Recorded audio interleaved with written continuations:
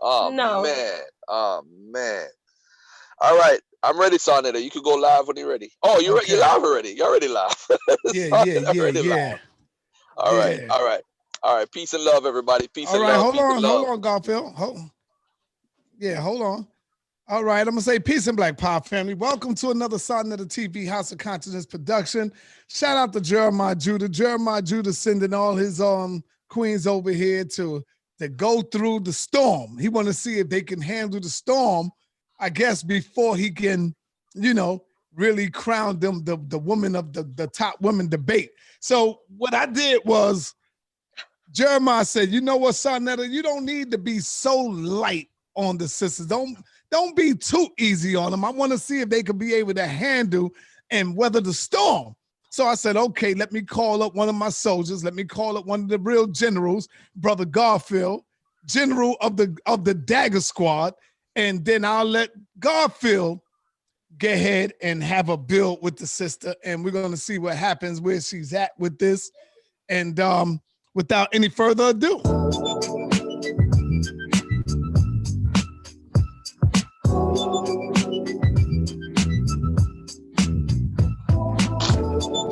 shout out to Queen's Throne in the building. My girl Queen's Throne is out there.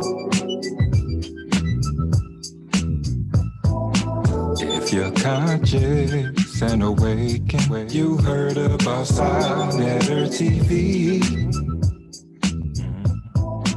If you're conscious, why you hating? Some of us think too small, just too afraid to fall. If you're conscious and awakened, you know that the studio gets deep. Black news and history in the making. Let's get up from the fall, wise up and take it all. All right, peace and Black Power family. Welcome to another Sonetta TV House of Consciousness production, Sonetta Studios. And you already know what it is. Here's another strong sister, not afraid to come in to the real den of lions right here. You know what I'm saying? I got my brother Garfield in the background. Garfield, what's up? How you doing, brother? Hey, I'm doing good, man. I'm actually in my truck because my house is pretty noisy right now with my son and all. But just to say that, hey, New York, it's ground zero, family. I have people who are close to me, who are nurses, who actually are in quarantine. So it's hitting home and hitting near home very close. Well, you know, So Garfield, Cuba just came out with something with the remedy. They said they got it and it's working 100%. They saying that, brother Cuba.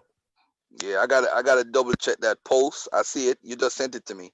So I Yeah. gotta double check it and make sure it's 100% And they calling it the Egyptian serum, I think. serum. They They called should it have the called they should Egyptian. have called it the comedic serum. Yeah, they calling it the Egyptian Oh serum. So, you man, know, they got it. They got the posting right now. I'm hoping it's good, you know. But yeah. anyway, how you doing, Napah? How you I'm doing? good. I'm very good. Thank you. How are you? I'm good. Introduce yourself to the audience. Let them know who you are, what you represent. My name is Napah Shadah, and I am a Hebrew Israelite. I'm not an Orthodox Hebrew Israelite, but I do 100% subscribe to the Bible, and I am representing the brothers and sisters, especially sisters, of the Hebrew Israelite faith. And I'm very thankful that you let me come on, you allowed me to come on and, have this dialogue with you. Okay, I'm gonna ask the first question, then pass it on over to my brother Garfield. First question I have for you, my sister, is what drew you to the Hebrew Israelite? Was it your man, your boyfriend, your husband? Like, what drew you there? What made you start studying the Hebrews? Um, I have always been someone looking outside of what is uniform, what we've been taught. So I was a truth seeker, and then I came across some videos that had a lot of answers for me about who I am. So that's what happened. It wasn't actually, I was married at the time, and he wasn't interested in becoming a Hebrew Israelite. All right, go ahead, my brother Garfield. You got it. Hey, peace and love. Hey, it's a pleasure to meet your sister for the first time. Let me ask you this. So you're an Old Testament and a New Testament Hebrew. What makes you an Israelite in 2020? It's not that I made an Israelite in 2020. I just, when I say Israelite, I believe there's a ranking. First, I want to mention I'm a Black nationalist. I was raised in a family of Black nationalists. My father, my grandfather, on his side, grandparents, they were Black nationalists. And so I always believed that I was, the person that I am, above, in order, other people that are not of my stock. So that helped me with,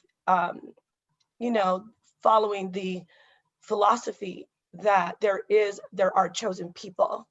So that's the same yesterday as it is today in 2020. Okay, so you would say that you're a bloodline Israelite or you're an Israelite of faith? I'd say both. All right. How are you a bloodline Israelite? Can you explain that to us? I believe that, again, my people, I'm saying so-called Black, are chosen. So that is a DNA situation. And I believe that we are. So I believe that I'm connected. Because I subscribe to the Bible, and the Bible says that the top people are Israelites, that has a lot of bearing on my beliefs. So Okay, so who are the top people today? when we say chosen, I mean top. There are people that are ruling today who are not supposed to be ruling because our world is out of order. Okay, so that's based off your belief. All right.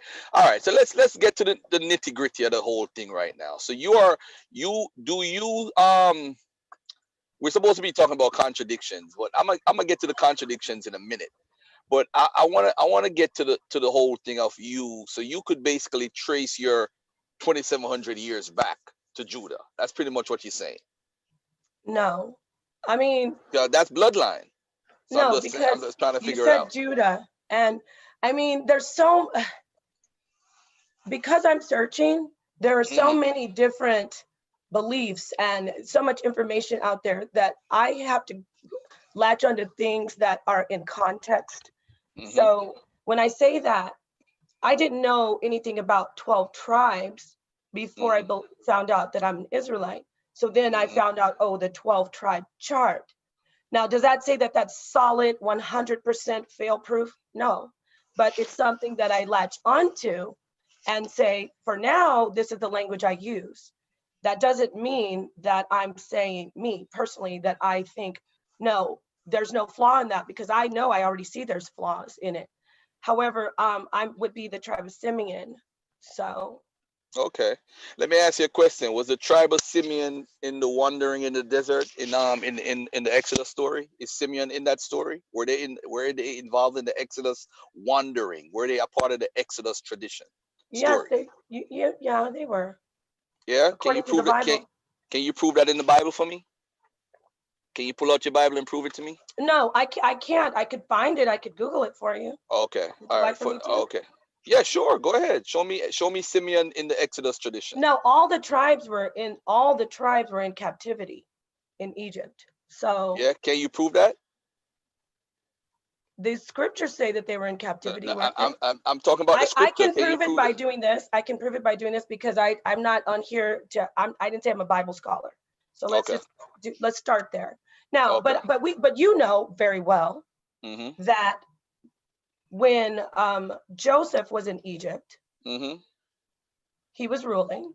He brought Mhm. his family there, and Mhm. Simeon was one of the brothers. You Mhm. do know that, right?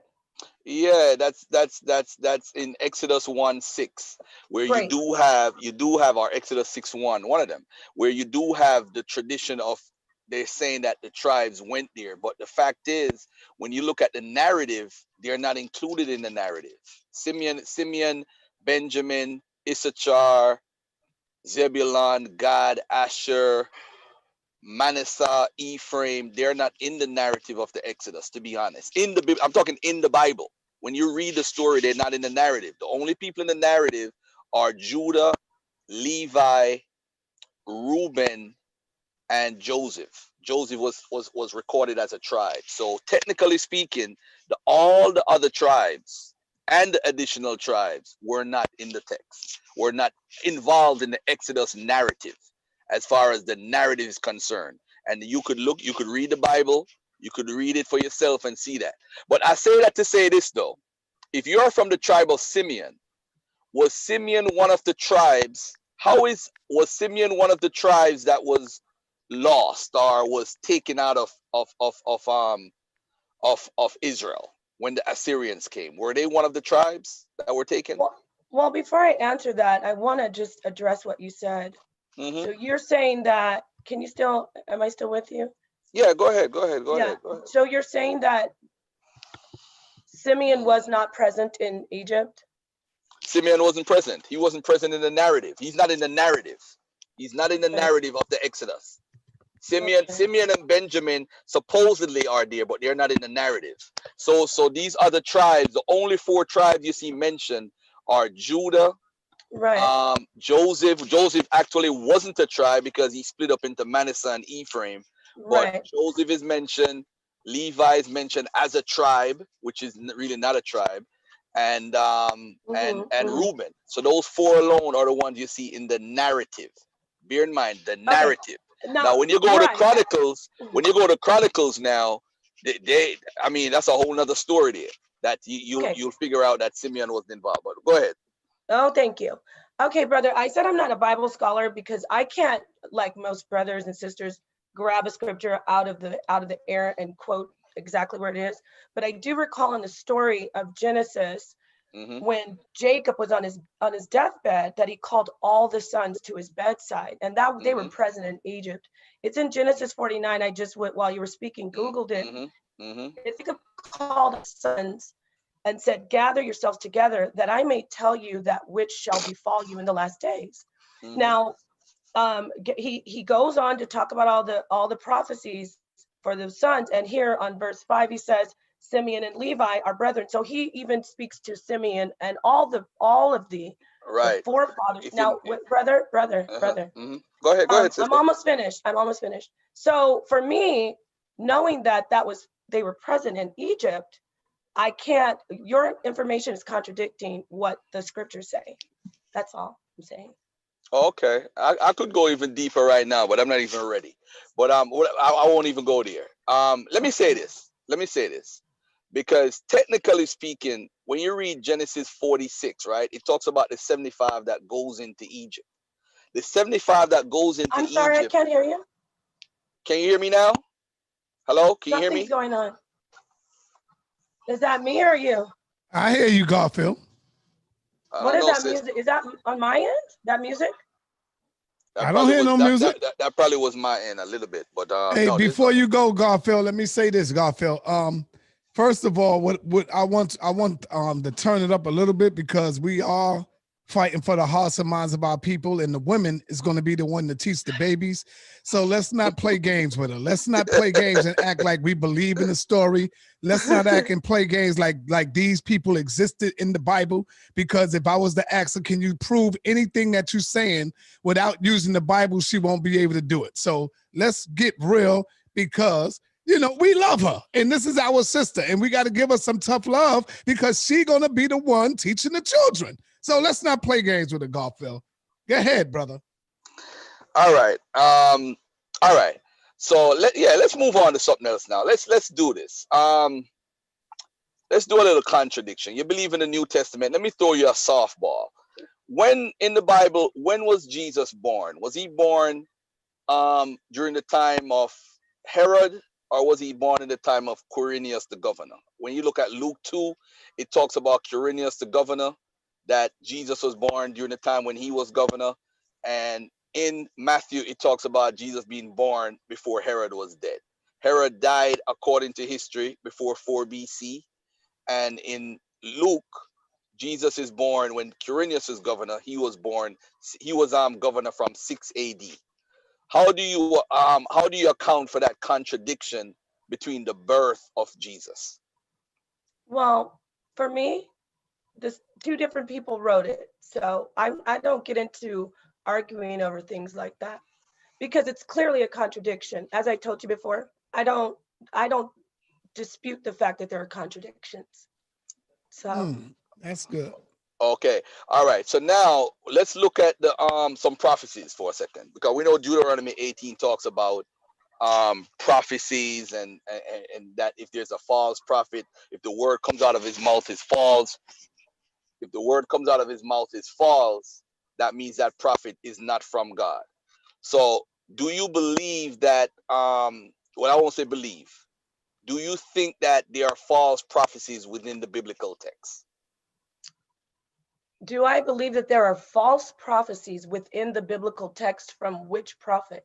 You have to be From the specific okay, because from Ezekiel, Jeremiah, Isaiah, and Daniel, the four main prophets. no, there are no false prophecies. No. Okay, so what about Jeremiah 43?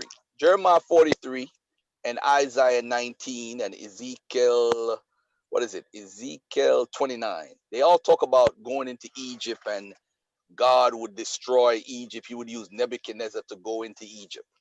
Now, what we have found out is that this actually did not happen. This prophecy was written as if Nebuchadnezzar destroyed Egypt during the time of his rule, which the records are there from Nebuchadnezzar himself, where he actually didn't. They actually talked about the Egyptians beating them up at the border, and other times they had fights and the Where's Egyptians the won. I don't mean to interrupt you. Mhm. Can you give me some specifics on when you say we found out? First off, Babylonian, the I'm not Babylonian. I'm not Hold on. disputing what you're saying, Mhm. but when you speak about we found out, could you specifically say Sure, where? sure, sure. I got you. I got you. I got you. I got you. I got you. We have records from the Babylonian cylinder, or Babylonian Chronicles, I think part 5, where it speaks of a conflict between Egypt and Babylon.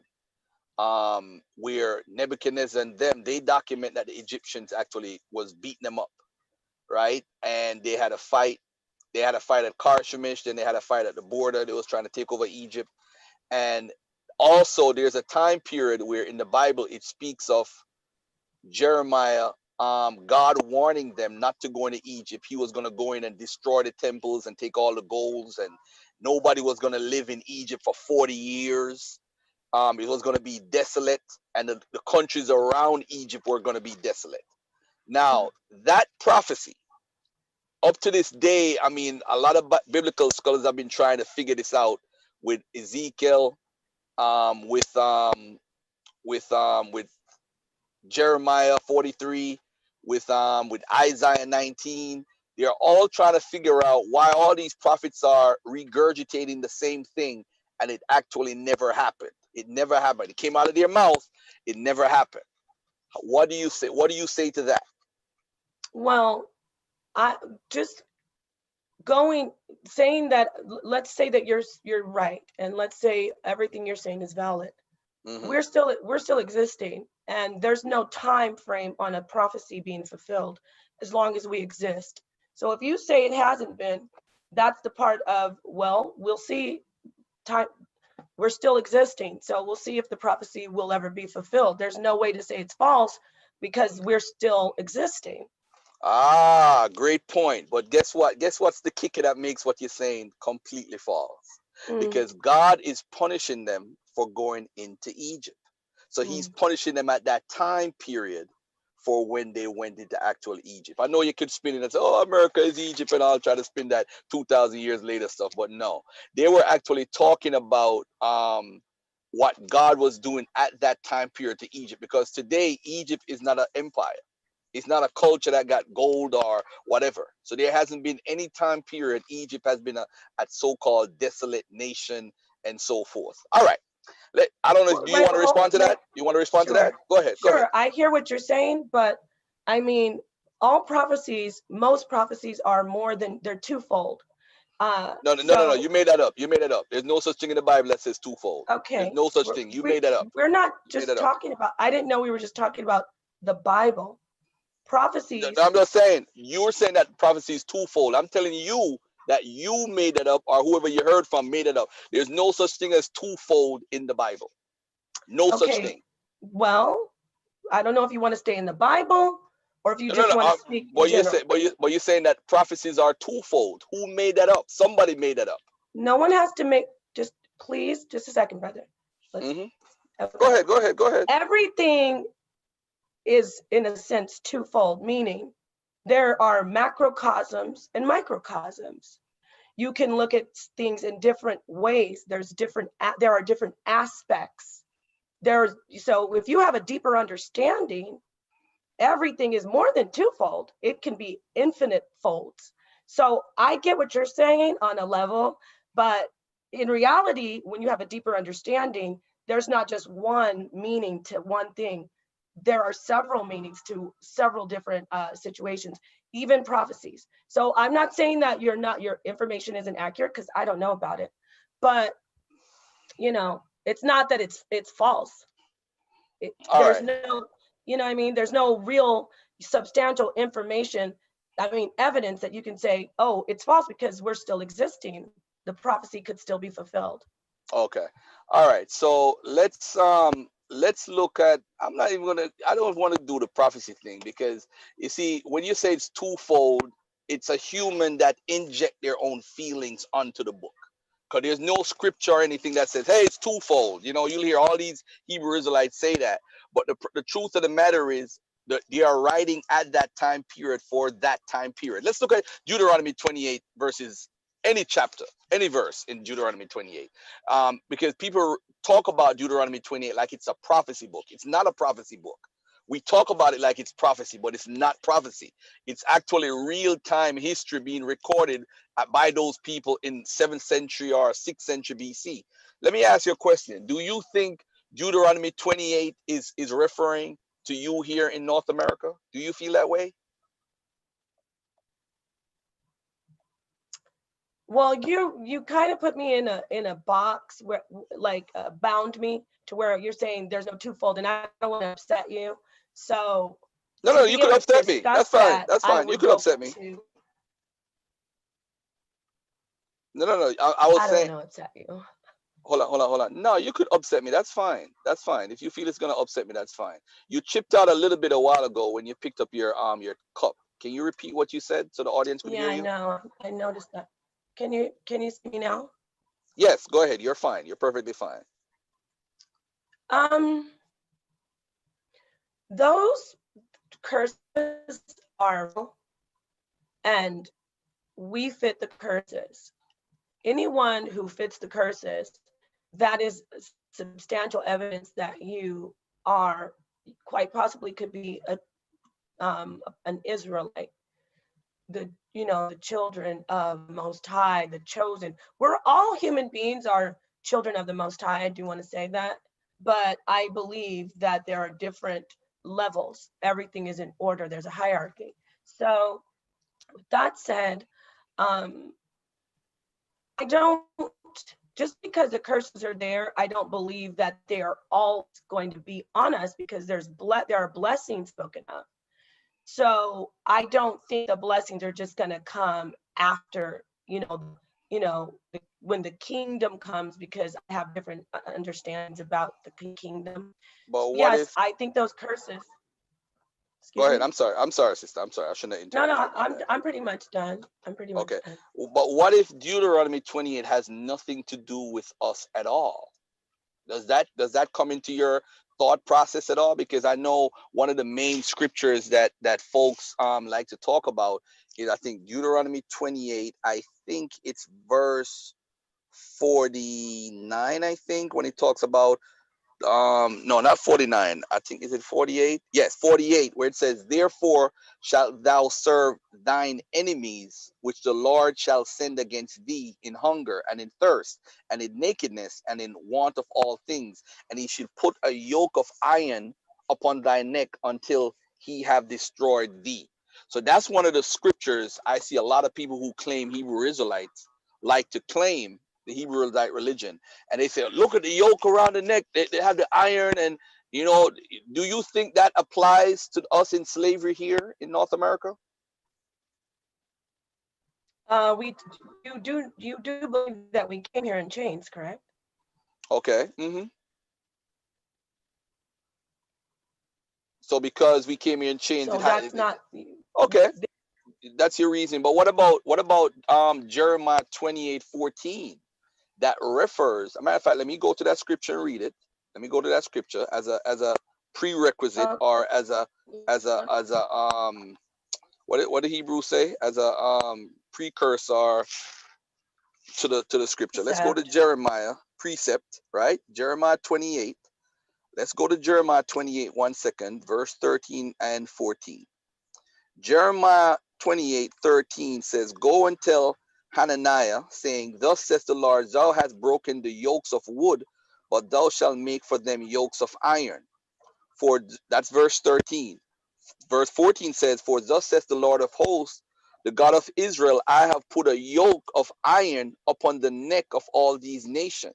So in context, when you see the yokes and yoke of iron, it don't necessarily mean a literal iron. And in the context that it's talking about, this was already done during the Babylonian period. So why couldn't it be referring to that period again? I'm pointing out to that period instead of saying it belongs to us. I think what we're doing, we're trying to force fit ourselves into prophecies. And a perfect example to follow up is Deuteronomy 28 verses 49. Not for, what was it, 49 or 52? 52. Let's look at 52 for a second. 52 says, And he shall besiege thee, and this is Deuteronomy 28, in all thy gates until thy high and fence walls come down, wherein thou truest throughout all thy land, and he shall besiege thee in all thy gates throughout all thy land, which the Lord thy God hath given thee. America was never given to the black man and black woman. This was never considered our land by that the God of Israel gave black people or gave the Israelites. That land, the promised land, is Canaan. So again, looking at this in context, it says, And he shall besiege thee in all thy gates until thy high and fence walls come down. When was this occurring? When you look at Sennacherib, when you look at different kings from the Assyrian government who came in and besieged and stomped the whole of Judah, 2 Kings 18:13 talks about they taking all of Judah except Jerusalem. Why is it that all these things can be seen in the biblical text for the time period when the Assyrians rule, but now we as African Americans or people or Afro-Caribbeans or Africans coming here have to be the ones fulfilling this when it's already spoken of already in the biblical text from a historical point of view? Why does it have to apply to us when it clearly tells us this was never our land? It said throughout all thy land. So in verse All right. 52, what do you say about that? Okay, brother. You know, we both, you have your these are our opinions. You have your opinion and I have mine. And my opinion happens to be my faith. So there's no I'm not into like I'm going to prove to you, because this has been regurgitated over and over, this whole debate. But with that said, I do know that the scriptures say be ready to defend or contend for the faith and answer all questions. So when you say this wasn't our land, I hear an accent from you. So I'm assuming you're Caribbean. And if you know this, you know that there is a Arawak Taino heritage. And if you do know that, this was our land. This was our land. We lived all across the Americas and all over the Caribbean. It was our land before the Caucasian conquistadores, the conquistadores came here. So, and then for my belief, I believe the 10 tribes came from the ancient land to this land and inhabited this land for quite some time. So it was in fact our land, and we lived peacefully until they tracked us down and found a way to get over here and start indoctrinating us and giving us their diseases and corrupting us. So Okay. It wasn't backed our Are land. you referring to Second Esdras 13:40 or 47, where it talks about Mhm. Arzareth and all that stuff? Is that what you're referring to, Yes. sister? What does Arzareth means? What does it mean? Do you I know what it believe, means? I forgot, but I think it means earth. I Okay. think it means earth. It actually means another land. Oh, okay. Because some people says, they're teaching, some of these folks say it means America. Where does it say in Second Esdras that the 10 tribes came over here? Where do you get that information from? Is it from a, Well, because if I want to respect your faith for a minute, I got to take it easy for a little bit. I got to take a mm, step back and deal with you from a different perspective. If you're saying that the 10 tribes were lost, right? Um, how do you account for the documentation of outside sources of the Bible which confirms the biblical story, but they actually give a figure? All right, because in the Bible you have population numbers that are probably exaggerated by the author of the Bible, but I'll just say the Bible is real and it's true for now.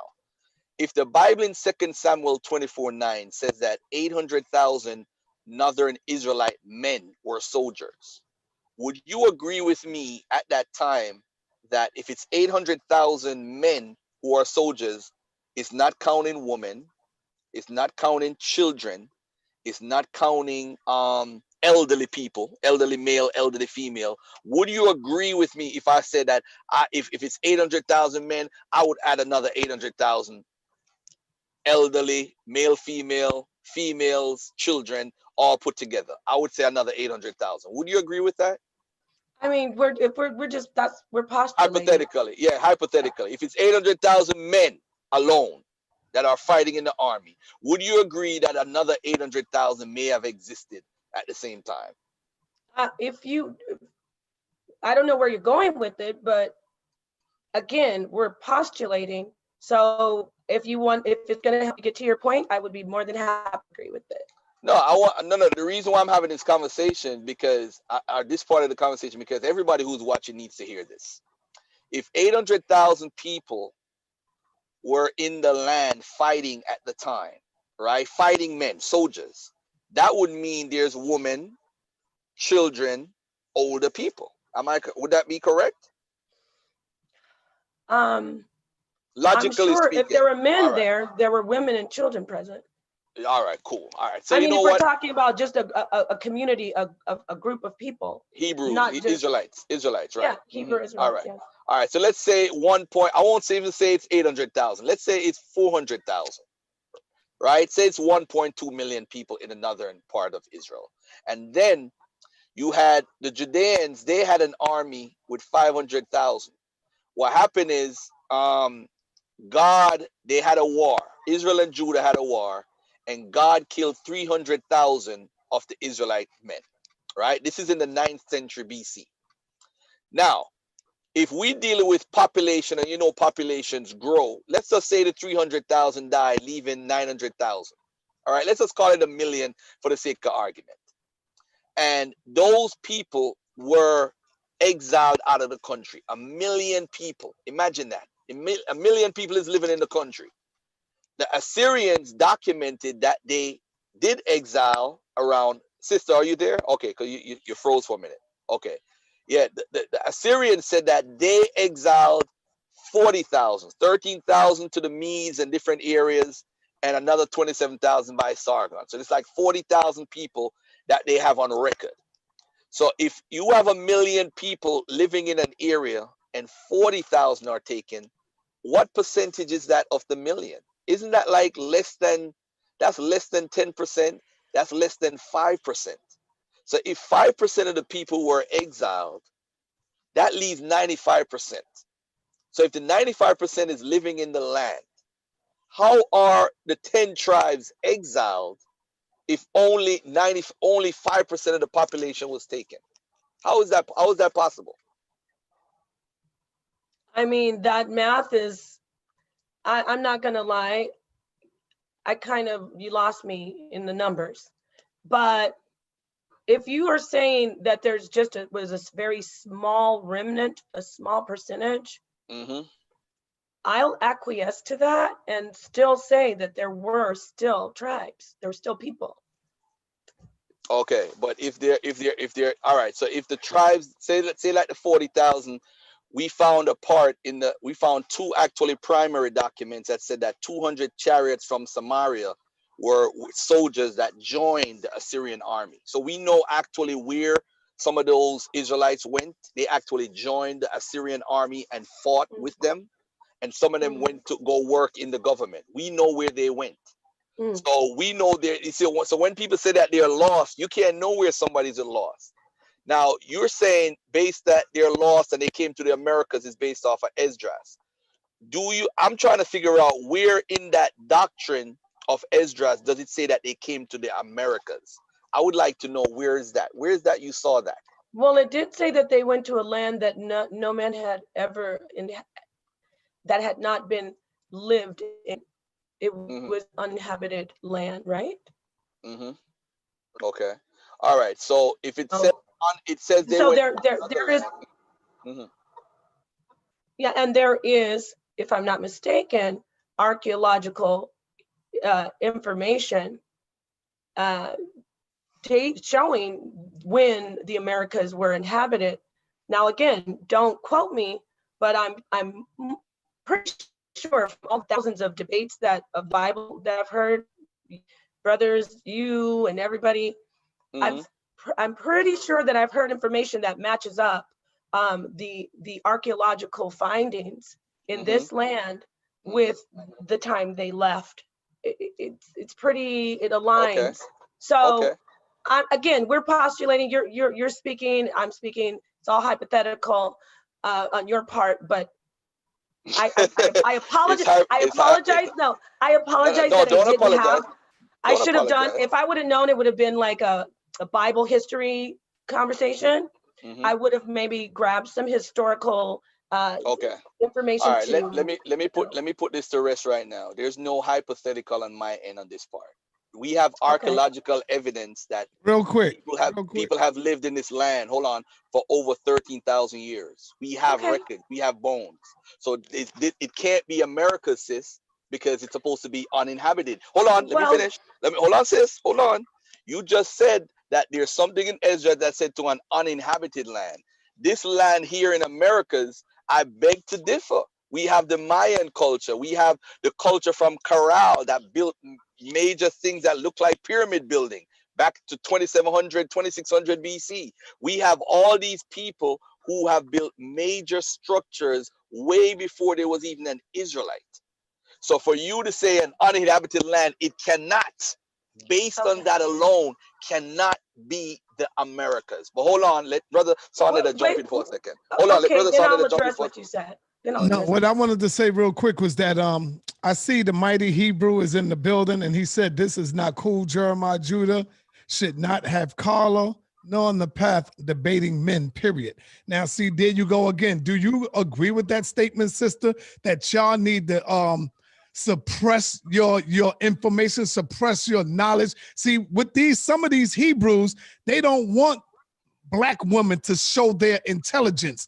They just want y'all to be dumb, stupid, and get your ass in the kitchen and cook my damn meal. But the minute y'all start showing the world that y'all can be just as intelligent as black men, they all jump out the woodwork. See, according to them, Negroes like hold on, sir. I got something better for you. Go ahead, brother. Why don't the mighty Hebrew? He's scared. He don't come in. He runs. Now, be a man, brother, and face Brother Garfield right now. He's scared. He don't do that. He runs. And so this is why. Hold on, Garfield. Why did some of the women had to come out and fight in Africa? Why did they have to come out and fight? Because some of the men didn't want to go back out there and fight, man. So the woman had stepped up to the plate. The women. You see? And so that's what the mighty Hebrew is. He's afraid that once we get a hold of them and start building with them, we'll give them more information to that nonsense that they giving her. And they want to keep her in the kitchen. No, we want our woman to teach our babies, to teach our children, where she could be able to go out and teach the Bible if she wants to. Not suppress her. Not tell her she can't teach. That's Yeah, what them because Negroes do, because they afraid. They afraid of their women stepping up to the plate. But go ahead, Garfield. yeah, because now it looks like Garfield is trying to beat up on a woman and all that stuff. Nah, I'm here to build with the sister. I mean, of course. Yeah, we here to I build mean, with her, but we also here to take yeah. her out of that foolishness, and that's what they're afraid of. All right, Okay. sister, go Go ahead. You ahead, go wanted to ahead, go ahead. respond to the uninhabited. Go ahead, sister. Right. First off, I'm not going to get into dates because I believe that the Mayans, from what I said, the information that is available archaeologically, it aligns with the time that they left. And if it does not, there's more than one account of the time. It's debated the time they left. Okay, I'm going to throw that out there. So we'll stand on that. And then I'll say that the Mayans, the Aztecs, those are the Israelites that came from, those are the descendants of the Israelites that came from captivity. Mm-hmm. Now, Good from the point. Good ancient land. point. Good point. And I do want to say this though to you also, brother. This is my research, my information, and this is where, you know, they'll say, oh, you're bugging out, or not they, not, I'm not saying Israelite people, I'm saying anyone. I believe that early as Babylon, the time of this, the Sumerians had ships to come to the Americas, and it is a well-known land. It was uninhabitable, but it was a well-known land to come and gather resources. And there's a lot of information that I've researched on that supports my theory. So I don't believe that was the first time people came here, but I do believe that this is the first time they lived here. So as far as you're saying bones and this land was, there were people coming from the old world to this land and bringing gold and corn especially. That's why corn is such a sacred fruit to this day. They were bringing it from this old land back, from this new land, the new world, back to the old world. We can see this in proof that the Egyptians had a navy.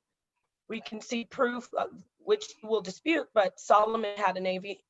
But Solomon didn't have a navy before, I believe, Joseph. I know people make fun of it, but Hey, again, I've done a lot of research on it. sis, since you've done so much research, I'm going to interrupt you and ask you a question, No, right? no, I'm going to ask you one I'm little not question. saying, Oh, no, but no, no. don't say You know so what? much. Okay. Don't say so much. I've done my research as Napah, just my little old research.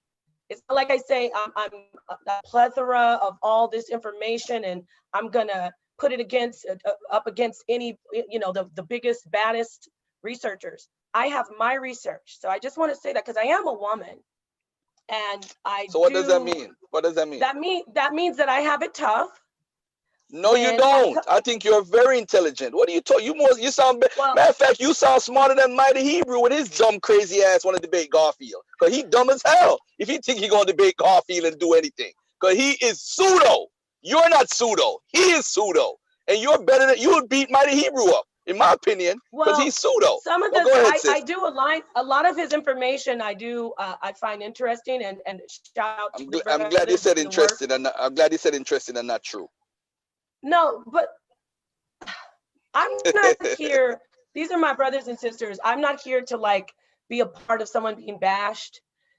There's my brother out there, like Judah Natsara. I'm He messing does with him. different types of research. I'm messing with him because he's talking junk in the chat. That's all. I'm just messing with him. I see. But Okay. sis, let me explain something to you and the audience. One of the easiest ways to track if there's a connection to the people, whether you believe in DNA science or not, is the people who are here, the old bones, especially between the years of 4,000 to 8,000 years ago, they have a lot of DNA they got from the bones from the people that were here. So if they have DNA and it connects them to a particular haplogroup, you can't connect them to the people who live in a different region who have a different haplogroup. They're going to be connected. So the QA1 or the Q1A haplogroup, they are a part of that. That's what the people here have.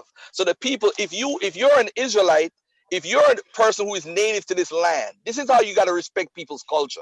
You cannot impose a book that is a book that has to do with the Canaanite people or Canaan people and try to impose your belief system that's man-made on a different culture. It's actually disrespectful because you have the Olmec culture. You have the people from Peru, the Corral people. And by the way, a lot of these cultures have homosexuality in it. The Peruvian culture, the Mayan culture, they have homosexuality. You're not going to claim those. Hold on, sis. You're not going to claim those people. But to bring up the point about leaving from Babylon and Joseph and Solomon, first of all, we don't know if Solomon existed. We don't know if Joseph existed. And I'm gonna leave Joseph alone out of respect because he's pre-Solomon and it's hard to prove that. But Solomon as an individual person, we have no evidence at all that he existed as a living person like me and you talking. I know it's 3,000 years ago, but at the end of the day, we don't have no proof. But even if it's your Bible story, maybe there's an allegorical thing behind it. And as far as the whole thing with with leaving here and going to the Americas, man made that up. The white man actually made that up. He made it up. They twisted second Esdras 13:40 and 40 to 47 because the word that's translated as Azareth is actually a different word. It's two words combined that's in Deuteronomy. So what happened is there's a philologist. You got to go to people that deal with philology and the language that will tell you. You don't have to take my word for it. Just look up second Esdras. It's actually in my book. So you find second Esdras 13:40. Azareth is actually a different word. It's a two words combined, and it means another land. And that same word, sister, is used in second Esdras in an earlier verse. The same word. But what happened is we have black folks in America trying to teach you and others that, oh, Azareth means America. It means the uninhabited land. Or it's fake. It's fake. It's false information. And the fact of the matter is, the same white man y'all condemn is the same one that invented the knowledge you are spewing today. So I can't even call you pseudo because you There come from you a go. black. Come on, Garfield. Get into it, brother. You come from a black nationalist background. So you show me now. You saying that ships came over, Solomon had ships. You got to prove to us right now. This is what's on the table because you can't win the R.I.S.E argument or to come over here with the lost tribes. You're not going to win that argument because Garfield can show you documentation from the Assyrians saying that the Sumerian charioteers was in their army. They were in their army. They weren't lost. And as a matter of fact, we have Babylonian documents showing that over 1 million Jews were living in Mesopotamia by the 1st century AD, or by the Kittus War. Over 1 million Jews, Israelites who had synagogues, who was praying to Yahweh. We have information and primary sources saying that they lived in Babylon. You know why? Because they come from the so-called people that was lost, that was living on the land. They were living in Babylon, Mesopotamia. They didn't come to America. They were right there. So this farce that you guys are teaching that you're the lost tribes that came over here, it's a complete farce that cannot be proven by history. There's no text in the Bible that teaches Garfield. That. Y'all made that up. Y'all made that up. Garfield is telling Mighty Hebrew, Jeremiah, Judah, Daniela, anybody else. Katazar, I got a whole daggers for you too with that craziness about lost tribe. This is the hypocrisy with y'all. Y'all hate the white man, but love his information. Y'all hate the white man. Let's give her, let her talk. Let her talk. Let me tell y'all one last thing. This whole lost tribes in Americas come from about 13 different white men, colonizers. Some were Jews, some were missionaries, some were Christians. All of them. So Katazak, if you're watching, trust me, brother, I got the root of where this lost tribes, and once I kill that Esdras argument and show there's a philological problem and it's a separate word, and it's also in the Bible, another land, then you can't dispute it. There you go. We got to save our sisters. We got the Captain Tazariak in the building now. We got to save our sisters, man. That argument is over with. But let's go to Solomon. Can you prove Solomon is a real live human being like me and you? Okay. Let's do that, sister. Go ahead, prove that. No, sorry. I'm not going to do what he said to do. He went on a whole diatribe. Okay, we got to break that down. We're going to talk about save the sisters. How dare you tell me what I'm going to answer? Now, let's start from the top, please. I'm glad you got that all out, brother. If I had known that I was coming to have a history conversation, I would have prepared myself. He's sweating from all that. Now, I believe that you said at the top of that 10-minute diatribe that we were not in this region and we disrespected this group. You ever heard about nomads? That's rhetorical. You don't have to answer. We're a nomadic people. Many other nations are. I'm not going to get into an argument about DNA and the validity of it. The research, I mean, the validity of DNA research and genetic this and genetics that. But what we do know is that we're nomadic people. Now, you said a lot, brother, and I don't think it was directed toward me, so I don't take it personally. You have your own battles with all those brothers' names that you rattled off. So respectfully, I think the best thing to do is for you to have this argument with those brothers. Now, if you're asking me about me, which I thought this was about what I believe, then I'm more than happy to discuss it with you. But I think in his defense, in the brother Garfield's defense, because he said he's getting some side texts, he turned up a little bit. So I'm going to excuse that, but I'm not going to get into a battle that has a battle from a war that started a long time ago between you and whoever. So if you'd like to continue discussing these things, I get it that you don't believe, but really at the end of the day, what you just stated is your opinion with information that you seek out, just like other brothers. You seek out information that fits your schema. You research what a schema is if you don't know, folks. I'm not saying you, brother. You have a way of thinking, and we all do. So you discount anything that contradicts the way you think. It's human nature. But once you get to an elevated level of self and you say, I'm not going to take sides in anyone. See, I say I'm a Hebrew Israelite, but I don't put myself in a box and cubbyhole myself for I believe like this group. I want to be the way the Most High made me. I'm going to be my highest goddess self, and I'm going to rule this world, this realm. I'm not going to argue with you about this and that. I'm going to tell you about me and what I believe. And I'm not castigating you, but brother, you got a little fired up. And I know that's not for me because I don't even know you. So if we could maybe take it down a couple notches and get it back to how you were, we were discussing it in a very civilized way before the brothers started antagonizing you through text and getting your blood turned up and getting your forehead sweaty. Could we please do that? I implore you. Could we do that?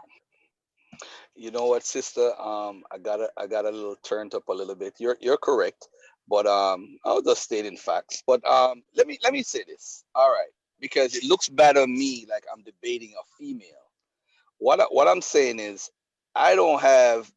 I think the Bible serves a purpose for those who could go into the language and try to figure out what these people did. There's puns in the Bible. There's idioms. There's metaphors, there's allegories. For example, I don't believe Jacob and Esau was fighting in a womb, literally.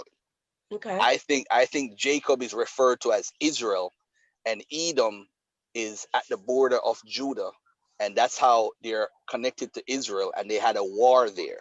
So instead of writing about a war, they thought about fighting in the womb, and this one taking over the kingdom as an allegory. It's just like the story of, let's say, David and Goliath. Do I think David really used a slingshot and killed this big giant guy named Goliath? No. I think the Philistines and the Judeans maybe had some internal wars within that land. And that's how the story, it's called a political allegory. So I don't think that's literal. So when I asked, like, for example, for Solomon, you said Solomon had ships. There's a lot of information out there that said Solomon had ships, but nobody can show me any ships. In fact, I'm going to show you how deep my studies go. I could tell you at the time of Deuteronomy 28, in that perfect setting, I could actually tell you how many docking ports Israel had. Ancient ports, Dor, D-O-R. I want y'all to look up Dor in Israel. That was one of the docking ports. On the Canaanite side, on the Phoenician side, they had a lot of ports where the Assyrians would come down to fight Egypt. So when they talked about putting them on ships, it could be referring to when Ashurnapal was going to attack Egypt, because the Assyrians also had ports in Egypt, and to ship people, to ship slaves or servants or workers, it was easiest way to do it, and fastest way was to buy ships. So when you think about ships in Deuteronomy 28:68, you got to look at the context of when it was written. You got to look at that time period, because now when we talk about ships and say, oh, was it referring to 3rd Maccabees? Was it referring to Joel 3? Was it referring to 3rd Maccabees when they talk about when they took them on ships to Egypt, to Shadah or whatever? Was he talking about in 70 AD? Was he talking about 135 AD with ships? People don't know. People make all these guesses. Then we say, oh, it's referring to us in America. But the truth of the matter is, the scripture says, you will sell yourselves. That's what Deuteronomy 28:68 says. You will sell yourselves and no man shall buy you. In North America, there's not one slave I know that came off a ship that wasn't bought. So that could not be referring to us here in North America. And I don't care what anybody says. And Mighty Hebrew should know better than anybody else, because he pretends to know the Hebrew. So he should know that better than anybody else. It says, you will sell yourselves. That means you. So imagine me as a slave coming over on a slave ship to North America. I was going to go sell ain't no slaves did that. There's no records of that. The people bought these people. They arrange a trade to different areas: England, North America, Holland, parts of Canada, North America, South America, Brazil, the Caribbean, all these different places. So Deuteronomy 28:68 has nothing to do with us in this time period. It has to do with that time period when it was written. That's all I'm saying. I'm not trying to force you to believe what I believe. I'm just going by what your Bible says and putting it and try to match it with what history says as far as boats. So when you look at different docking ancient ports, which you're going to see in my book in Deuteronomy 28, I lay out the primaries of the ports. Dor is one of them. And there's another one in a couple, two of them that I documented in Egypt to show that they were able to dock and take people by ships to Egypt, because Egypt had docking ports at the time. All right, so now there you go. Now, sister, if Garfield is able to prove that to you, what do you got to say about that? If he can prove it to you, then what, sis? Well, I mean, he's going to his sources. At this point, I know he's done research. I can tell from, he said he wrote a book. I mean, but for me, I've never gotten into all of this. Let me show you this and I can prove this, because I don't get into these arguments because they're futile. It's like a waste of energy. It doesn't matter how much information I would bring or anyone bring to counter it. It's going to see, if you don't get into these arguments, then you will begin to believe a lie. And you begin to follow these nutcases that only want you in the kitchen, that only want to have babies with you and sit you up in there and keep your mouth shut when it's coming to teaching the Bible. This is why the Mighty Hebrew is going crazy in the chat room. He's going crazy. He's absolutely going crazy, because he's like, yo, Jeremiah, what is you doing? We need to keep her in the kitchen. Keep her away from these dudes. She's going to wake up and realize that she's more intelligent than us. I guarantee you, the Mighty Hebrew do not believe that you are capable of being as intellectual as he is or being as smart as he is. He'll never believe that you are smarter than him. He will never do it. And that's why I'm asking the Mighty Hebrew right now, do you want a piece of Garfield tomorrow? We could set it up tomorrow and bring your raggedy butt up in here and see if you can do the man's work. Do a man-on-man work, brother. And you'll see the difference between man and man building. And we just trying to help the sister. We're trying to save our sister. We're trying to enlighten her on what's right. We know that the God of the Bible is not real. We know that the God of the Bible is nothing but a liar. We know that he lies all through the book. He promotes lies. We saw that, we promoted that, we showed you that already. So come on, man. Sister, you know for a fact that you just said that you know that there's contradictions in the Bible. Am I right or wrong, Queen? Well, brother, let me say this. Yes? No, I just need you to answer that first. Yes, Are there contradictions in the Bible? No, I said that. I said that. Well, there you go. So that means you know that it can't be the word of God because God is holy and God is pure. So you're telling me that God is a contradiction. He's a contradiction, you're saying. I didn't say that. So is the Bible holy, or does the Bible have contradictions in it? Yes or no? I already answered your question. There you go. Grand opening, grand closing. That doesn't, but it's not grand opening, grand closing. And I feel like you're saying you're for sisters. It seems like both of you brothers are using me to like get at each other, to be honest. I came on here to discuss myself and my beliefs and then talk about the Bible. But I don't want to be like used to, you know, in a battle between brothers. I will say this, Sonnetter. The Bible is not just one fluid book from Genesis to Revelation. There are 66 books. So different people have. How many books is missing? How many books is missing? I think the Apocrypha, I'm not sure, but there are at least, I'll throw a number out there. There's 1st, 2nd Maccabees, Tobit, the Book of Judith, Susanna, what other one? So 7. So maybe? you do agree that you are reading an incomplete book then too, right? It's not an it's a catalog of books. But you do agree that you're reading a book that is incomplete because there's so many books missing, several books missing, right? Yes. But the thing, it's not about the book, brother. It's about the information. If it's is about the books, because those books that is missing could be telling you some valuable information, and you don't have it. And brother, we don't have that information. Hold on 1 second, Napah. We're missing a big point here. So if the Bible is a catalog of books, what we probably need to do then is ask the sister, when were these books written? Because that will put an end to the whole conversation. Because how about you ask each other that? How about you ask each other that? Because I can't even say what I want to say. Go ahead, sis. Go ahead. Let us say what you want to say. Thank you. Go ahead, sister. Yeah, as I was saying, just because I say there's contradictions doesn't mean I'm saying it's not divinely inspired. Doesn't mean that the people who wrote it, for the most part, the people who received the information wrote it down. And believe it or not, that the Bible is the number one holy book for me. But there are all kinds of holy writings that human beings have received information from. What does holy mean, sister? What does holy mean? Set apart from this realm, so to speak. Set apart from what is. Wait, I'm sorry, sis. Where you got that definition from? Which dictionary? Where you got that from? Because that's not what the dictionary says. Holy means that which has not been mixed. Did you ask me to find? Wait, did you want me to? Do you want me to pull up the definition? Yes, that'd be good. That'd be cool. Fine. You do that, sir. Because I'm Garfield. If you would do that for me. Pull up the actual definition, because I didn't know you wanted me to pull up the actual definition. No, you asked the question.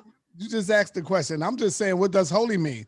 And then, because you said the Bible is holy, but then you also said that the Bible does have contradictions. So that's what I mean. You are contradicting the Bible right now. First you said it's holy, then you said it's got contradictions. Sonnetter. Would you like for Sister Clara to come in here with you? If you want to, I could bring her in too. That way. Sonnetter. Yes. If I can, just a minute before I answer that, sir. Go ahead. We're human beings. We're in this realm. Nobody said the Bible is what you call God. No, I don't think the Bible is something we worship. Now, there are people that worship the Bible. I don't. We receive information from the Most High, Almighty power, and then we either write it down or we speak it. It's an oral traditionally passed down. So I'm not saying that man is not flawed. I'm sorry to everybody out there that's going to say, oh, she's going off. I know when you say divinely inspired, that means it's coming from the almighty source. And then it is given to the people in this, it's given to us in this realm. We write it down or we share it. But remember, when we share it, it comes from our understanding. It comes from the human being. So that's my take on it. If you, maybe you're getting to understand me a little better when I say that. Oh, okay. I got a little confused just now. I ain't gonna front. I'm trying to figure out. You said It's that hard. God. I You said know. that God. Hey, You said it's that a little God. deep. It's a little It's deep. deep. For It's some. deep, sister. It's deep. You right. It's deep. Go Okay. ahead, Brother Garfield. Would you like Sister Clara to come in here? Who's Sister Clara? Who's that? She's another Hebrew Israelite sister that I had on the platform the other day. Maybe she could come in here and y'all could probably feed off each other energy. She is very powerful. I'm telling you. This is the thing. I would love if she wants to come in. I don't want to clash with her because sometimes I would love to have another sister here. The answer is yes, but okay. I just want to say, if we don't align with our beliefs, I got you. But if she wants to come in, it's not. We're not like. I don't want people to see this is a tandem locked in twin group. We're not the Wonder Twins. She's individual like you are. Me, you know, she's just another person. She's not, you know. So I don't mind if she comes in, but I'm just saying I'm okay. I like you, sister. You're very smart. You're very smart and intelligent. I like this too. Don't ever let nobody shut you down and tell you don't have a right to teach. Because if they ain't tell you that yet, it's coming. Trust and believe me. You don't have a right to teach. You don't have a right to be on no men's platform. Oh, you heard that, right? Of course. See, there you go. What went through your mind when you heard that? Being that you are the first teacher, you're the one that's teaching these people, these men that's growing up talking about you can't teach now. So what do you think about that? When they told you that? I'm representing the Hebrew Israelites, so but I will say this because I have this platform and it has to be said. Sisters, don't believe that. That's any brother telling you that the Most High isn't dealing with you is a liar, and he is a devil, and he is beneath you, because there is a part of the gospel. If you follow the gospel, it says we will have dominion over serpents, and then there's another precept that says, "Ye are serpents. Ye are the son of the devil. You know, you're serpents." So we're not saying that these are literal snakes. You have dominion over anyone who is against the what the Almighty wants, which is the Torah and the gospel. Yes, I follow the Torah and the gospel. So sisters, it doesn't mean though, let me say this, it give some balance. There's too many women out there trying to take over. I'm about submission. I'm about women, not submission like lay down, have babies, shut your mouth. Right. I mean, there's a God and there are goddesses, and then there are children. So I believe that we are all gods and goddesses. I'm sorry to you brothers out there, you know, wringing your hands and saying, cut her mic. The Hebrew Israelite brothers, that scripture, Psalms 82:6, means women and men.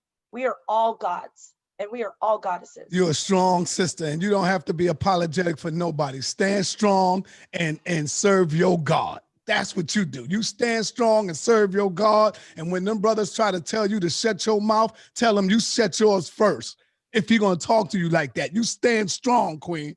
That's how you do that. No, and you raise your strong children. But my brothers are supportive. That's good. That's good. The Hebrew Israelite, I will say this, the Hebrew Israelite man, he has a set of rules that he You know follows. what I learned though? I learned something from you just now, that you actually know how to use your power.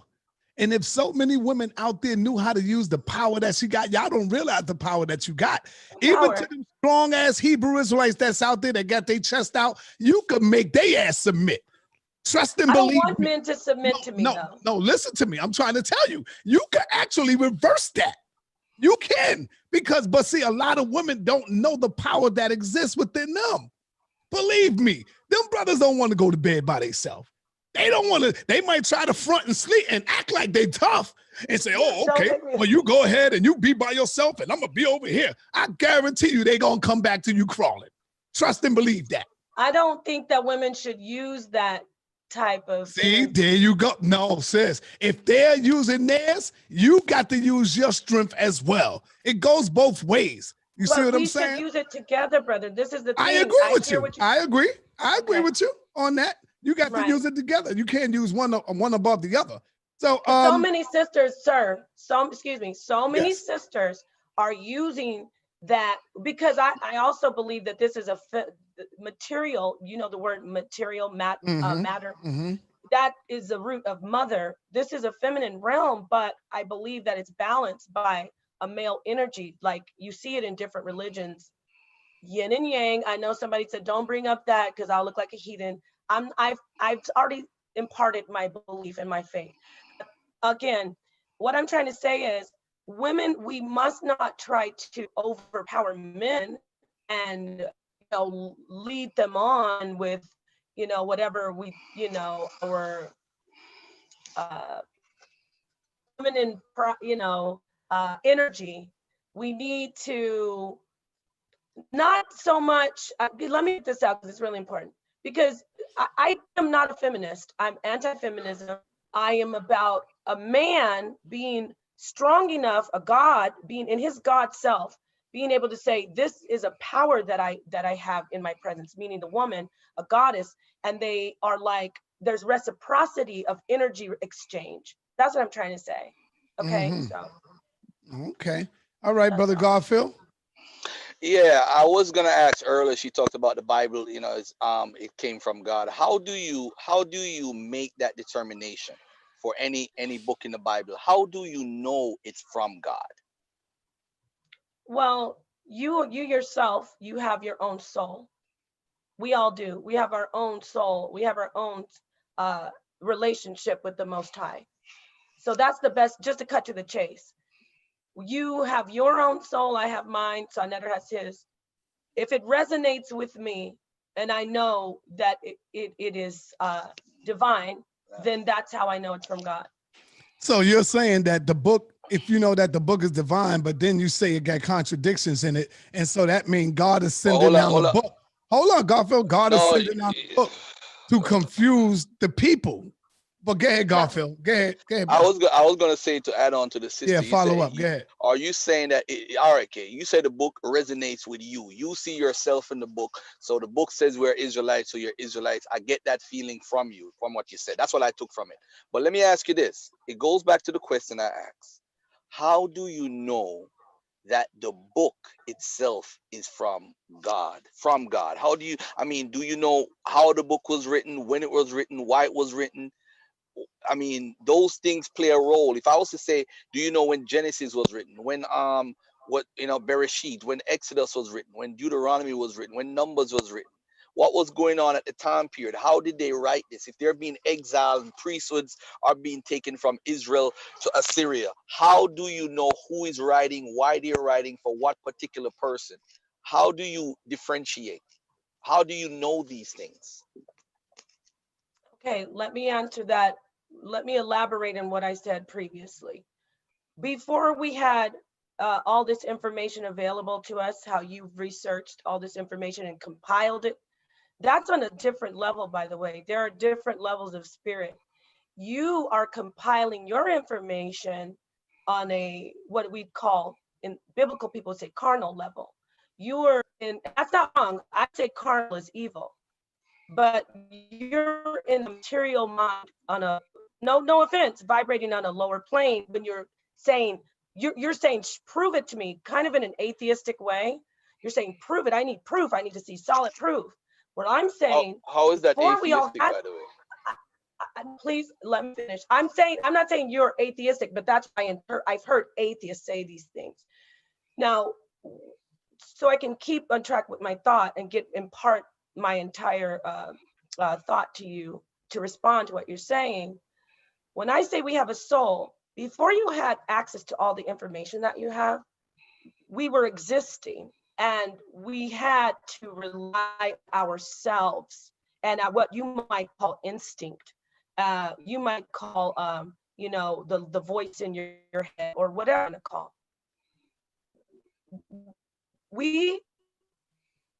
You might call it consciousness, I don't know. First of all, if something resonates with me well, and I read it, it usually is from the Bible, but guess what? It could be from the Quran. And I'm not saying, you know, I all know my Hebrew Israelite brothers and sisters, like she's going off. I got to keep it 100.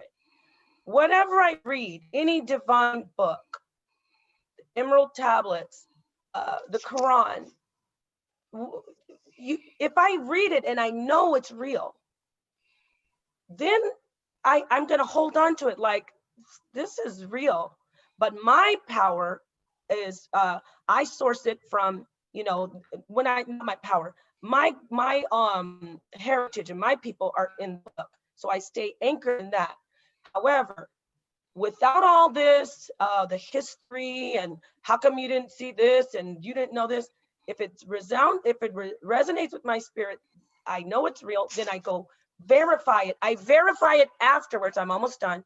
I verify it afterwards with this information that you bring up. And I go, well, I already knew it anyway, because I already had a connection. I'm gonna say it again, a connection, one more time. I have a connection with Almighty Source. So no one can take it away from me with their, oh, but look, here's this information here. I know what my connection is. That's why. That's how I know. Okay, sis, just to let you know, you didn't really answer the question. But let me ask you this, because I really don't want to have a faith-based conversation, which is a theological Why conversation. not? Why don't you want to have a faith-based conversation? Because a faith-based conversation is based off of people's own personal belief. You cannot Thank dialogue. You cannot dialogue or debate that. I want to I'm not. have. I didn't. I want to Real have. quickly, Hold not on, to sis. cut you off. I need to interject. You don't want to have a faith-based conversation because you can't stand against a faith-based conversation. Actually, You're I can. naked. Actually, You're I can. naked. You're Actually, I can. naked. Okay, you want me to prove it can't. right now? Do you want me to prove it right now? Do you want me to prove that right now? I will shut your whole thing down right now. This is why I asked you if you know when the Bible was written, because that's going to kill all your faith. Do you believe Moses wrote the first 5 books of the Bible? There were several writers of. Okay, all right. Moses When did they write it? When did they write it? You've Oh, got no, all no, the I'm facts. asking you. No, you're connected to your source, so you're supposed to know. We're gonna have a theological. This is theological now. Hold on, this is theological now. When was the Bible, the book? All right, let's do one book. When was the book of Genesis written? Okay, now are you finished? Because this isn't called Garfield hot seat. Okay. First off, I already explained to you that I'm not a Bible scholar and that But it's a theological question. I said, when was the book of Genesis written? It's your book. What does the source tell you? What did the source tell you? What did God tell you? And I said, you're the one with all the information. But you want me to use secular information to answer a theological question? You just said that I'm scared to talk about faith. So you tell me what did your faith tell you about the Bible Genesis when it was written? Tell me what your faith says. As I said, and it's apparent. I promise you I'm not trying to diss this brother, but he's on a lower level of carnality and material. He's like, even when I say the word faith, he goes theological. Yes, theology is about a faith, but it's not. That's the same thing. It's the same thing, sis. You just contradicted yourself. But what are you saying then? So how am I wrong for saying theological? Let him go. Let's let him go. I feel a tantrum coming. I feel a tantrum coming. Another tantrum. Go ahead. Let me get my tea, because you're about to have a tantrum. Go ahead. Sis, you just said that whenever you say faith, I said theological. Then you said it's the same thing. So what's wrong with me saying theological? Yo, when you trying to sound too intelligent, man, I tell you it's crazy. But sis, I could have a faith. I'm trying to sound intelligent, so Netter. You see? Wait, whoa, hold on. No. We know you're intelligent. We know that you're intelligent. No, it's not about that. May I speak? Please let me speak. Let us speak, brother Garfield. Let us speak. Hold on, brother. Let's look at this. He's no different.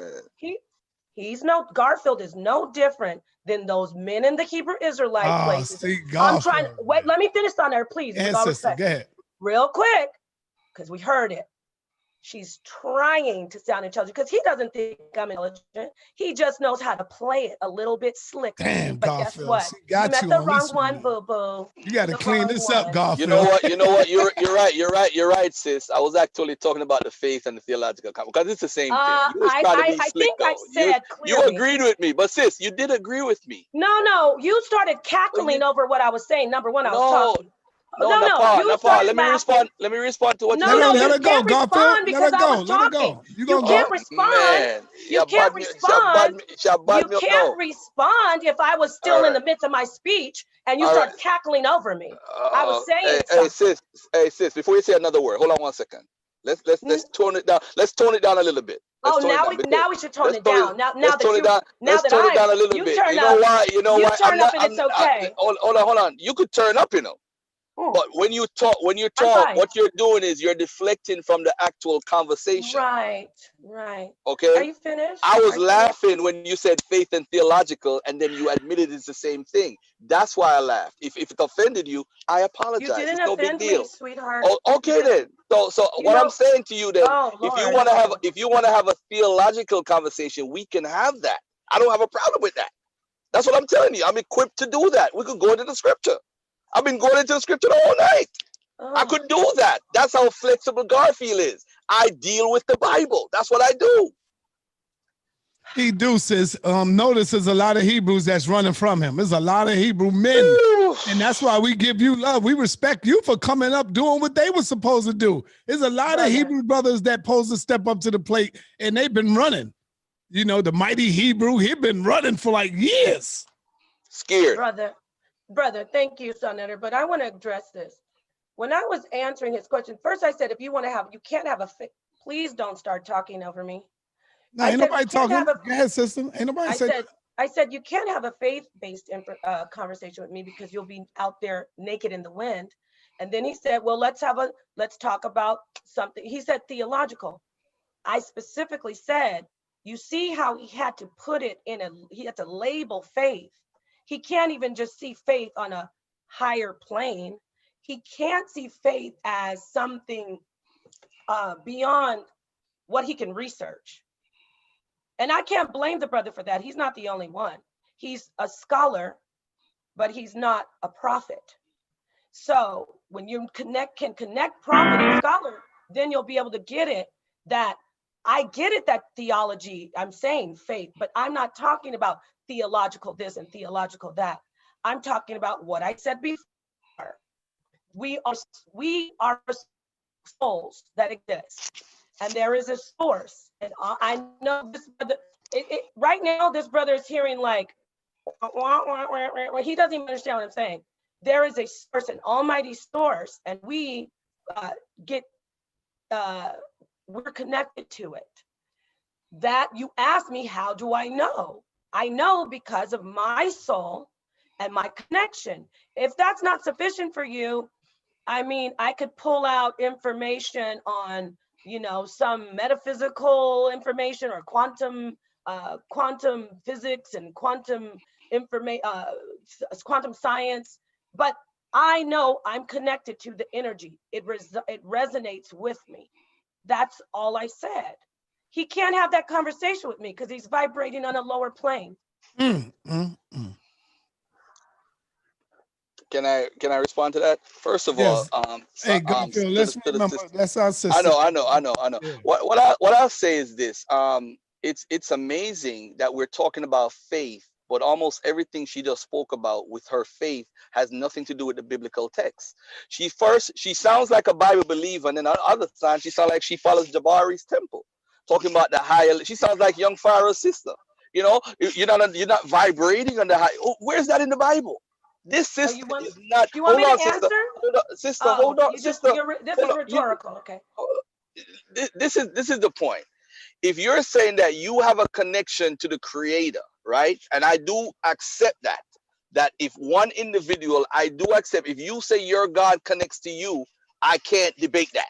I can't disagree with that. That is your own personal connection. What I am saying is, you're saying that you know that the Bible is true based on your connection to this creator. So if your connection to the creator put you on this higher plane or higher level so you understand this, I simply just ask the question, when was the Bible written? So if you're at that higher level, it should be 1, 2, 3 the answer, because you know what, 1, 2, 3, I should know the answer. But what you're doing is you're doing what they call in Jamaica, you're dilly-dallying all over the place to try to come back around so we forget the question that we asked. I admire your speaking tone. I admire your intelligence. I do believe you're a very intelligent black woman.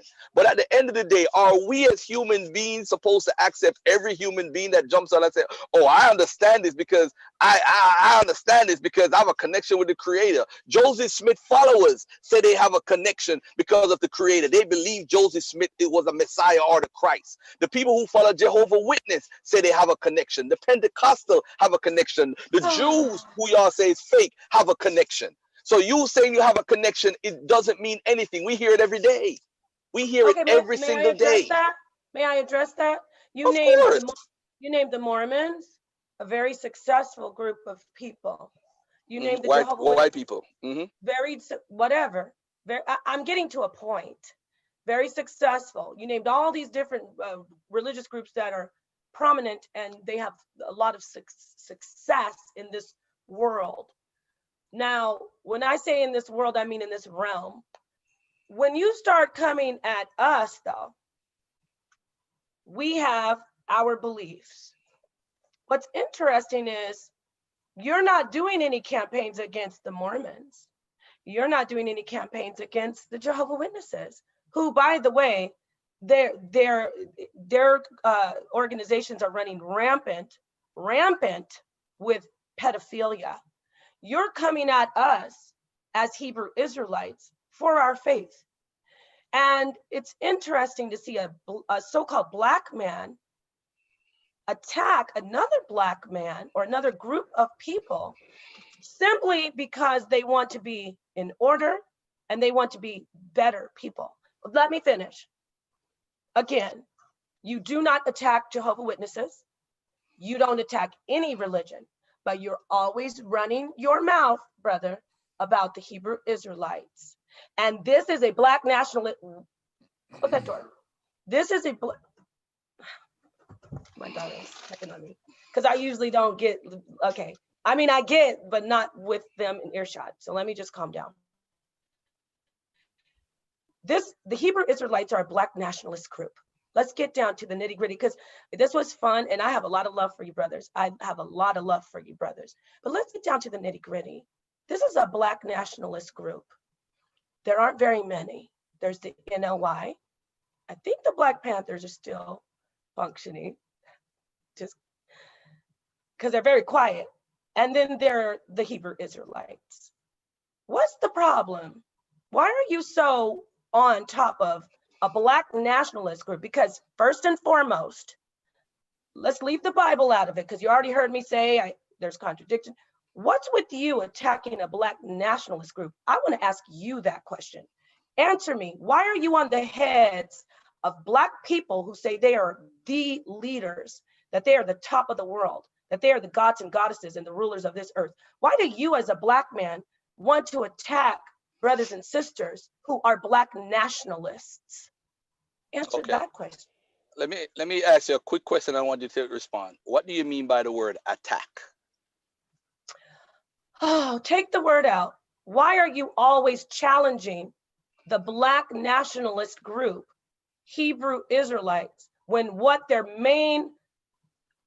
foundation is that black people, I know there's, the blacks, the Native Americans and the Hispanics, but black people, listen, black people are the top people of the world. It's clearly a black nationalist group. I have to hear from you as a black man in a black consciousness community. What is your issue with black people saying that they are the chosen rulers of the earth? Okay, first and foremost, the name of my book is called Misconceptions and Misinformation by the Black Hebrew Israelites, Volume 1. It's not an attack. It's the truth told by Garfield. based on information in your biblical text, first and foremost, and based on outside information. It's not an To attack. dismantle, It's to hold on, dismantle the group. sis, calm down. I No, just but I have listen to to you. interject because you get a little long-winded. I just listened to you for 3 minutes, and I said one word, and I can't get it out. You say Okay. you're doing me what I did to you earlier, right? Okay, you know what? Sorry. Treat people the way they want to be treated. That's fine. Now, Garfield has never attacked anybody from the Hebrew Israelite culture. Anybody as a black nationalist, I've never attacked them. What I've attacked is the misinformation. I've never attacked anybody's faith. I've never told anybody to stop serving God. Never. If you could show me that, then you might have a conversation. But Garfield, what he does when people lie and make up this whole lost tribes, or we're Simeon in America, or we're the tribe of God and all that stuff, when the information shows it's foolishness. That's what I attack. I don't attack people's faith. I've never, not even Christians could tell you that. Not even the Mormons who are beat upon daily, or the Jehovah's Witnesses, because I'm actually in a Jehovah's Witness group. I debate them every day. So I do talk to other groups who come under the Christian or the Bible umbrella. So don't act like I'm just coming at them. I'm just writing a book this particular time about the misconceptions and misinformation by the Black Hebrew Israelite. And you know what? You're going to agree with 99% of my book. And that's the greatest thing about it. You, sister, you're going to love the fact that chapter 17, when I talk about the history of the Black Hebrew Israelites and the positive things that they've done in our community as Black nationalists, how they opened stores, owned farmlands, opened different things, contributed to the economy. Back in the 20s, back in the 80s, back in the 90s. This is what I talk about in my book. I don't bash, because the Black Hebrew Israelites has a very bad stigma from the white folks trying to come at them. So why would I come at them in a negative light? What I do though, I do address Genesis, which is the first chapter of my book. I talk about different things, the Toledo formula. I talk about comparative research, showing different stories that may have had a root, the same root that the Bible stories have. I never attacked the Black Hebrew Israelite movement in my book at all. All I talk about is misconceptions and it's just like the word kumbaya. A lot of folks go around and say kumbaya is referring to Yahweh. I had to straighten that out with the Library of Congress and show where it comes from, the song and the history of it. They talk about another thing is the Hebos on the auction block, where they said that, you see, they had the Hebos. That was actually somebody forged that. That was a fake. That's misconception and misinformation. Those are the things I'm pointing out in the book. Plus, I get to go into the history of Passover, which is a history that a lot of people don't know about. I get to go into the history of the writing of the book, which a lot of people don't talk about. I talk about Yahweh is Yahweh, an Edomite God, which is an argument because we are taught that Esau is a white man, which is craziness. Because the God Yahweh comes out of Edom, which is Esau in the Bible. So how could he be the God of the God of the Israel when he comes from the white man who's supposed to be Edom? So those things are misconception and misinformation that I address. I never attack a Hebrew Israelite in my letters. Not one Hebrew Israelite can say, Garfield, attack them. Never, ever attack them for their faith. I attack them for the falsehoods that are being taught, the misconceptions and the misinformation. That's what Garfield deals with. I don't attack anybody's faith. All right, You have let's the let her right to go. believe in your God. I That'll never respond. challenge anybody on their God. Never. But go ahead, sis. Okay. Well, I tried to retract the word attack, but you re-injected it, so okay. Because attack can sound vicious. You just told us that you wrote a whole book and did all these invested hours and probably months of research. Years, 4 years. Years of research to try to dismantle a group. Because when you How am I dismantling a group? Come on, man. Stop that, sis. Okay, You're pushing out false information. Brother, let's keep it real. If the foundation of the group being a very prominently Black nationalist group, but the foundation of the group is the belief that we are Israelites, and it's founded on the Bible. So you just said, I'm going to prove to them that it's all lies. I'm going to prove to them that they're not the people. If you do that, if you accomplish what you want, if you could accomplish that, you would essentially dismantle the group. You would do that. That's what you wait. It's a Bible-based. Can I interject one thing? I have a whole chapter talking about the progress of Hebrew Israelites as a collective. So now Hold this on, is hold a on, hold question. on, hold on, hold on, sis. I want you to do it. I want to show you something. There's a chapter in my book that says, where do we go from here? And I talk about how they are united. So you say that I'm trying to dismantle them is totally false. Sonetter. So I hope this is going to be titled Garfield's book review featuring Napah having a discussion with him, because this has really been all about your book, which is great. No, he just talked about his book just now. But let me ask you, I want to switch the topic real quick. I want to ask you, what is your take on African people? I believe that. Do you believe that we are African people, that we all come from Africa? I believe much of Africa are my people. I know the Hebrew Israelites don't like me saying that. A lot of them do, and some of them might agree. I cannot hate people that I know. I mean. So you believe that you come from Africa, somewhere in Africa, West Africa? I know we have African roots. All of us. There you go. But in the sense of I'm an Israelite, you know what I'm saying? And then people say, well, you're confused. No, there's these titles and names. And I know that my people came from Africa, and many of us, I want to say most, but I don't want to make people upset. Many of us are still that's us, that we're there. That's just me though. So Garfield probably could jump in here and tell me differently. But yeah, I don't hate, I'm not on that whole, oh, these Hamites, like, because when people say, look at, they eat dogs, and people eat dogs. There are African Americans who are eating dogs. Okay, yeah, because another thing, you keep saying that the Hebrew Israelites are a Black nationalist group. Let me let you know, sister, not every Hebrew Israelite group is a Black nationalist group. Damn near every group that I could think of is different.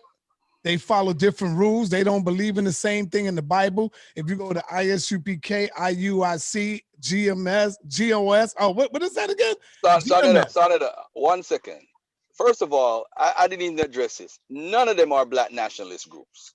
None of them. And hold on. And if they are, please identify them for me, because if you're a Black nationalist, that means you represent what Garvey represents. There you go. And you know how ISUPK talk about that Garvey was using the white man's flag and disrespect. Hold on, sis. But show me an Israelite group that has programs designed for all Black Americans.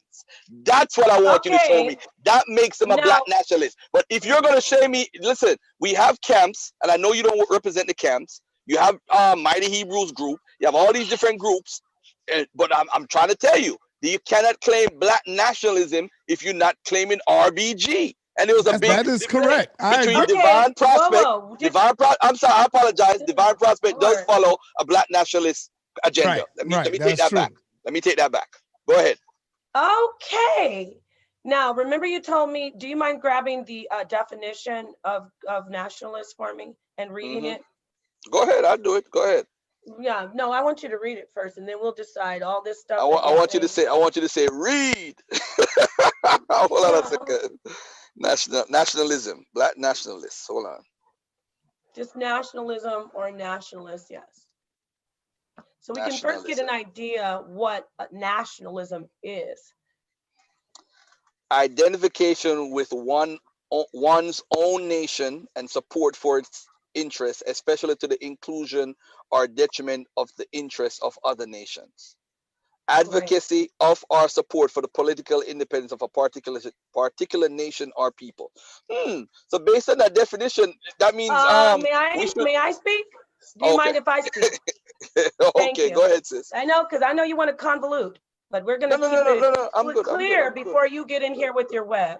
Now, you heard the definition. It's clear that Black men and women are in this prominent in every single Hebrew Israelite organization. It is led by Black men and women. Every single prominent Hebrew Israelite congregation, organization is Black. Now, nationalists alone, they don't call themselves Black, but it is they are Black people and for the betterment of Black people. And then there are other, yes, true, there are other groups involved, such as Native Americans and Latinos. But at the top of the tier, at the top of the pyramid, let's be honest, it's Black. And it is for it has the interest of Black people in mind, the strength of Black people being empowered. It wants to, it empowers Black people. It says Black people will be the leaders, Black people will rule, Black people are the first and foremost, their best interest, and then everything else trickles down underneath. So based on that definition, yes, these groups are Black nationalist groups. They might not align. I would say they are more anti-African groups because you'll be fighting for Africa too. You're not just fighting for Blacks in America, you'll be also fighting for Africa. Brother, let me say this. And you don't see one group out here fighting for Africa. Let me say this, brother. Okay, Garvey, I get it. Garvey is one type of nationalism. Martin Luther King Jr. was not fighting for Africans in Africa. He was fighting for the so-called Negro at the time. Right. Now wait, the Black. Hold on, Saneda. Let her finish. Let her finish, Saneda. No, go ahead. What were you gonna say? Go ahead. No, sister. No, we want you to finish your thought. We got to finish that. I mean, I'm making my point that definition you read didn't say it has to specifically align with Garvey, and you have to also, these are the stipulations, has to also be pro-Pan-African or pro-African, and it has to be Blacks only in the group if it's a nationalist group, because see, if you were having a nationalist group, you can't have any other type of so-called races of people. The Black Panthers, they had other people helping them, and Hispanics. Very, very good point, and Asian people. Very good point. Yes, but so my point is, you guys, I don't mean to say guys, you gentlemen cannot dispute the fact that the Hebrew Israelites are Black nationalists. Okay. They may not be the Black nationalists that you agree with, but they're very much Black nationalists. Okay. They are not Black nationalists. No, hold on, Saneda. Sis, hold on. This is easy. Garfield, this is easy. They are not Black nationalists. Hold on, Saneda. Hold on a second. You might be a Black nationalist. That's why you're not too far from being free, from being saved. That's why we can talk to you. So that's good. I'll say this. Divine Prospect would probably be in that Black nationalist talk. Now, Malcolm X, as a Black nationalist, what did he say? What did Kwame Ture say when he implemented Black Power?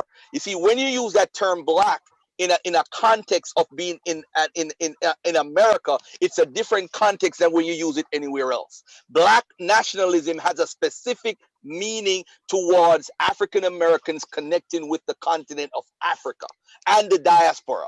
Now, there is no Hebrew Israelite, and they'll call in and tell you that they are a Black nationalist. They will say, I am an Israelite.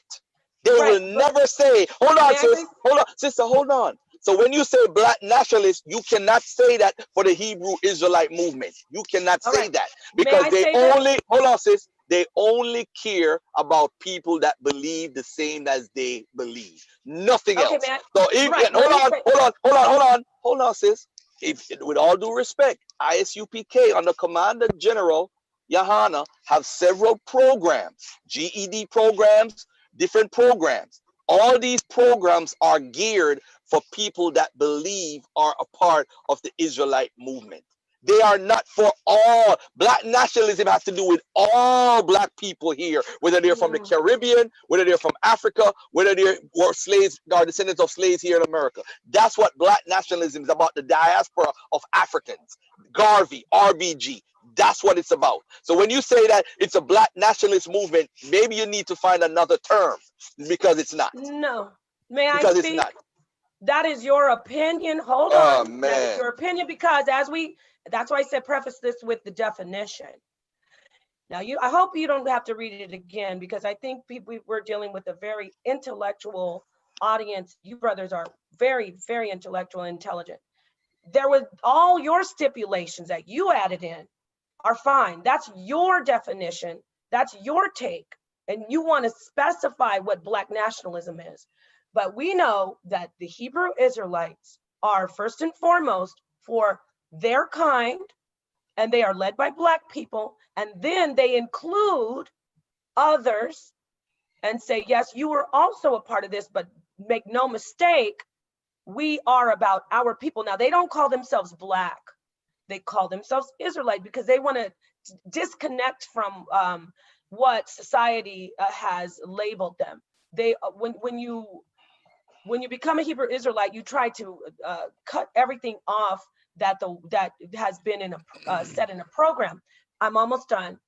So you can say, no, they're not Black nationalists. They are in fact Black nationalists because the what's it called? Southern Poverty Law, the list of terrorists or whatever, they have them on the hate groups.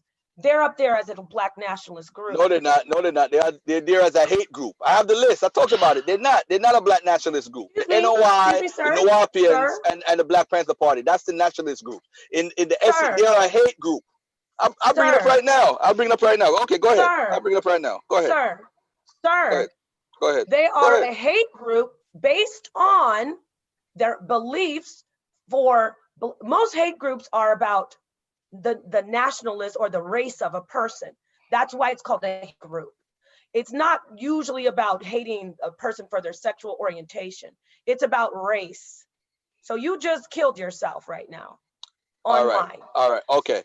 For the record, the SCLC, as far as the Black nationalist groups, I'm gonna read it right now for you guys right now, because I listen. I'm not into the games. I like to go to sources and read what people say about people. All right. Hold on a second. Let me look at it.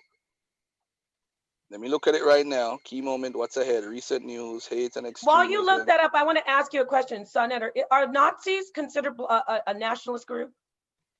No, they're a hate group. Are they a nationalist hate group? Yes. Thank you, brother, for telling the truth. Hold on a second. But hey, no, Garfield, I want to open up the phone line so yeah, we open up the don't phone, be open too up the long phone line. to end this. Open up the phone line. I'm here. Are you good for questions, sister? Sure. Okay, family, y'all already know when y'all call in. I got your back, sis. I hope you know that. Y'all already know when y'all call in, be respectful. Y'all can disagree all you want. I got you back. But let's be respectful. Let's be to respectful. The sister. Because at the end of the day, we're all the same people. Like, that's why I don't like the whole fighting over. Why are we fighting over the Bible when we have? We're not fighting over the Bible. What is not our book? Not us, not you and I. I mean, as a people. Jeremiah Judah. Hold Jeremiah on. Judah, the first caller. Jeremiah Peace Judah. and Black Power family. What's your name and where you calling from? Yeah. This is who? How about show me how Shabbat? You know what it is, Garfield. All right. Peace, brother Jeremiah. Let's keep this civil. Let's keep this right. Okay. So I don't have to cut you, brother. You got a debate coming up. I owe you a debate with Brother Jabari or somebody, whoever you want. I want my debate with Garfield. Oh, you want to call it? What are we debating? What are we debating? Brother. Hold up, Garfield. Let him get his question. And button your jerk chicken lip and let somebody speak, you'll hear it. I want you to defend that Akon, the religion that you believe in, bro. You said that you follow the Akon religion, because I got you on tape saying it. So they have an all-seeing, all-knowing God, just like we do, right? So let's put that doctrine up against the Bible, and I'm a question. Because you want to attack women, bro. You want to sit there and attack women. I want to attack. Bro, I'm speaking. You've been running your lips to the whole program. Oh, man. This is Jeremiah Judah show. This is Jeremiah Judah. Look, man. Bro, you've been talking for 7 hours. Let me know. Hold on, Garfield. Jeremiah, come on, brother. You got to call in and ask a question with respect, brother. Okay. My question is, Garfield, what is, explain to us your Akon religion. Explain to us. Explain about your God that you believe in. Because you already been on record saying that you follow the Akon culture, religion, and doctrine. All I right, got you all on right. tape. Let him talk now, Jeremiah. All right. First of all, I have never said I follow the Akon religion. I said I am connected to the Akon because of the culture of the Asante that was in Jamaica. Hold on. That's all I have said. Let him finish. This is what he did. So hold on. This is So what he hold on a did. He second. cut Hold on a everybody second. off. Hold on. Jeremiah. Hey, Jerm, right. please, brother. I want to leave you on the phone. I don't want to hang up. All Brother. right. Don't mess up the All show. right. Come All on. right. Let Garfield finish. I gotta go in the matrix with this guy, man. Listen, Jeremiah Yeah, Judah, okay. you know I will debate you, but at this moment, man, I think I'm a back off. I'm a run from you. Yeah. Because Yeah. you get too, you know, when people get too emotional, they get excited when people's Yeah. names is called. So at the end of the day, man, my parents made a lovely human being, which I am. So that's who I give honor and praise to. They made a beautiful guy. Oh. His name is Garfield. Okay, so Hold on. that. So whenever you talk about the Akan, I could trace myself back to the root of those people. When you talk about the Anansi story, you talk about the Twi language, which is connected to the Patois that we speak. So I'm connected to the people in West Africa. That's how I connect myself, because I connect them because my mom used to tell me Anansi stories, which is connected to that. Aki and Sawfish comes from Ghana. So I'm connected. Okay. I have a connection with the culture. So that's what I Right. do. Okay. That doesn't say that I So have you to really believe so you in really any of don't your believe what your people believe. All right, hold up, brother. You long with it. So you really don't believe what your people believe. That's what you're saying. Well, But technically speaking, hold on a second, because I do have also an Igbo connection. So which God should I believe? Should I believe in the Igbo God, or should I believe in the Asante God? Or should I believe in the Angolan God? Because I have Angola in me. So so you cannot you pick make, one. hold on. You pick one. Hold on. You cannot make that decision for me, brother. That would I'm have to asking you to do pick with my, one. hold on. You cannot tell me to pick anything. You cannot dictate to me what I should do or But you shouldn't want do. to dictate. But you want to dictate No, what a I don't Hebrew want to. Israelite believes. I don't want Yes. to. No, And I because am you're a Hebrew. publicly. Hold on, bro. Let me Because you're. speak. Hold on. I Hold have a on. right. I Hold have a on. right. Hold on. Hold on, brother. Because I have a right. Because you're proselytizing. Whenever you go out and said, "I believe this," and you want people to believe what you believe, you now put yourself out to be criticized. I've never told anybody to be Asante or Yoruba or Igbo. I've never told anybody that. But once you're proselytizing, then I could criticize you. I have all the right to, because you're publicly trying to convince people That's that true. they are something that they're not. And I have a problem with that. I think it's detrimental to the Black African culture. I think it Why is is. it detrimental when we doing good things for No, the community, bro? living a lie is oh, really? You're doing good things for the community. Nobody disputes if they're good things. But you are a perfect example. You are a perfect example, brother. Should people become a Hebrew Israelite based off of Jeremiah Judah? Jeremiah Judah alone is the You want perfect. to You are the perfect. You are the perfect example why somebody should run from that religion. Because for one, you don't even know when your book was written. You don't know when it was written, how it was written, why it was written, and you Well, can't answer those four hold on, basic questions. Garfield. Hey, So Jeremiah we go have a Judah. conversation about it. Jeremiah Judah, can you please tell us when was your book written, sir? Hold on, no, we're not gonna go there. I'm gonna get on him. Because see, the thing is, this brother is good at attacking everybody else's spiritual beliefs. But Oh when you man, come let to me turn him, off the lights. be quiet, bro. But when it come to him, now his mommy and his daddy is his God. You see what I'm saying? He want everybody else to put down their book. And at one point, he told me that you should make up your own God, and everybody make up their own gods and follow that. How the hell are we gonna be on one accord doing that, bro? I agree. Hold up. Let me confirm. Let me confirm that. Hold up. Yes, you are correct. Because no, the sister told me earlier. The sister was teaching earlier. Now, by the way, Napah, you was teaching her. Just to let you know, you was teaching. The sister said, "I'm connected to a source." I don't disagree. I'm not arguing with nobody about their source.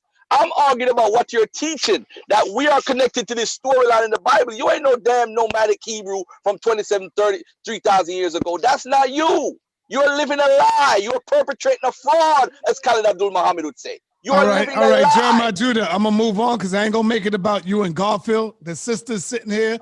It's her show. Do you have a question for the sister? Yeah, Sister Napah, you doing a great job, Queen Napah.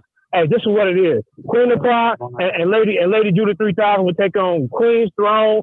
Dr. Mod, any female on this panel that's been running their lip, all you got to do is get with me and we'll put you in the ring. And as for you, Garfield, you don't want no smoke. All you want to do is talk everybody else's doctor. That's right, brother. That's right. Peace. Hey, Shalom, brother. Shalom. All right, sister. What I'm gonna tell you, my sister, is please don't do that. Don't let this brother, and I love Jeremiah Judah, but don't let him put a battery in your back thinking that you could go up against Dr. Ma'at, because Dr. Ma'at will take on all three of y'all at one time. This is real talk. She's dealing with reality. She's dealing with science. She's not dealing with belief. She's not. Oh, yeah, you too, my sister Carla. I mean, she will take on Sister Carla. She will take on you, my sister, at the same time. I spoke to her today. She says she want it. She's with it. And when y'all sisters ready, we can get it. All right. So well, you know, if she's going to have a specific debate with me, I would be more than happy, especially if she wants to have a debate other than is it going to be about the Bible? Because I don't know how. What you wanted to be about? What would you have? I mean, you named a lot of. You said something about science. You said she deals with science, and what else? Yeah, she deals with science. She'll deal with the Bible. She'll deal with the. We can deal with the Bible, but the metal netta versus the Bible, the Kemet versus the Bible.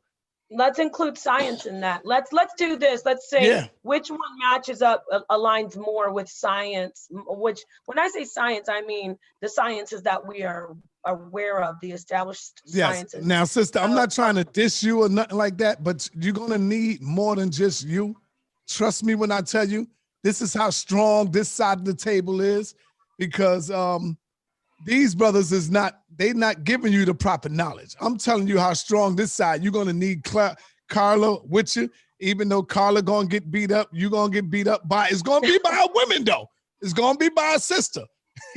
You know, I had love for y'all. You know man. what? Yeah. Hey, you know, that's fine by me. You could, unlike Carla, who said she could take everybody on by herself, I'm more than happy to have other sisters involved. And but really, I might want to at least have one conversation with the sister. Okay, we could do Dr. that. Ma'at, before. And like I did with the brother Garfield. So yeah, that sounds wonderful. I'm fine. Okay. I'm with Okay, let me get this caller.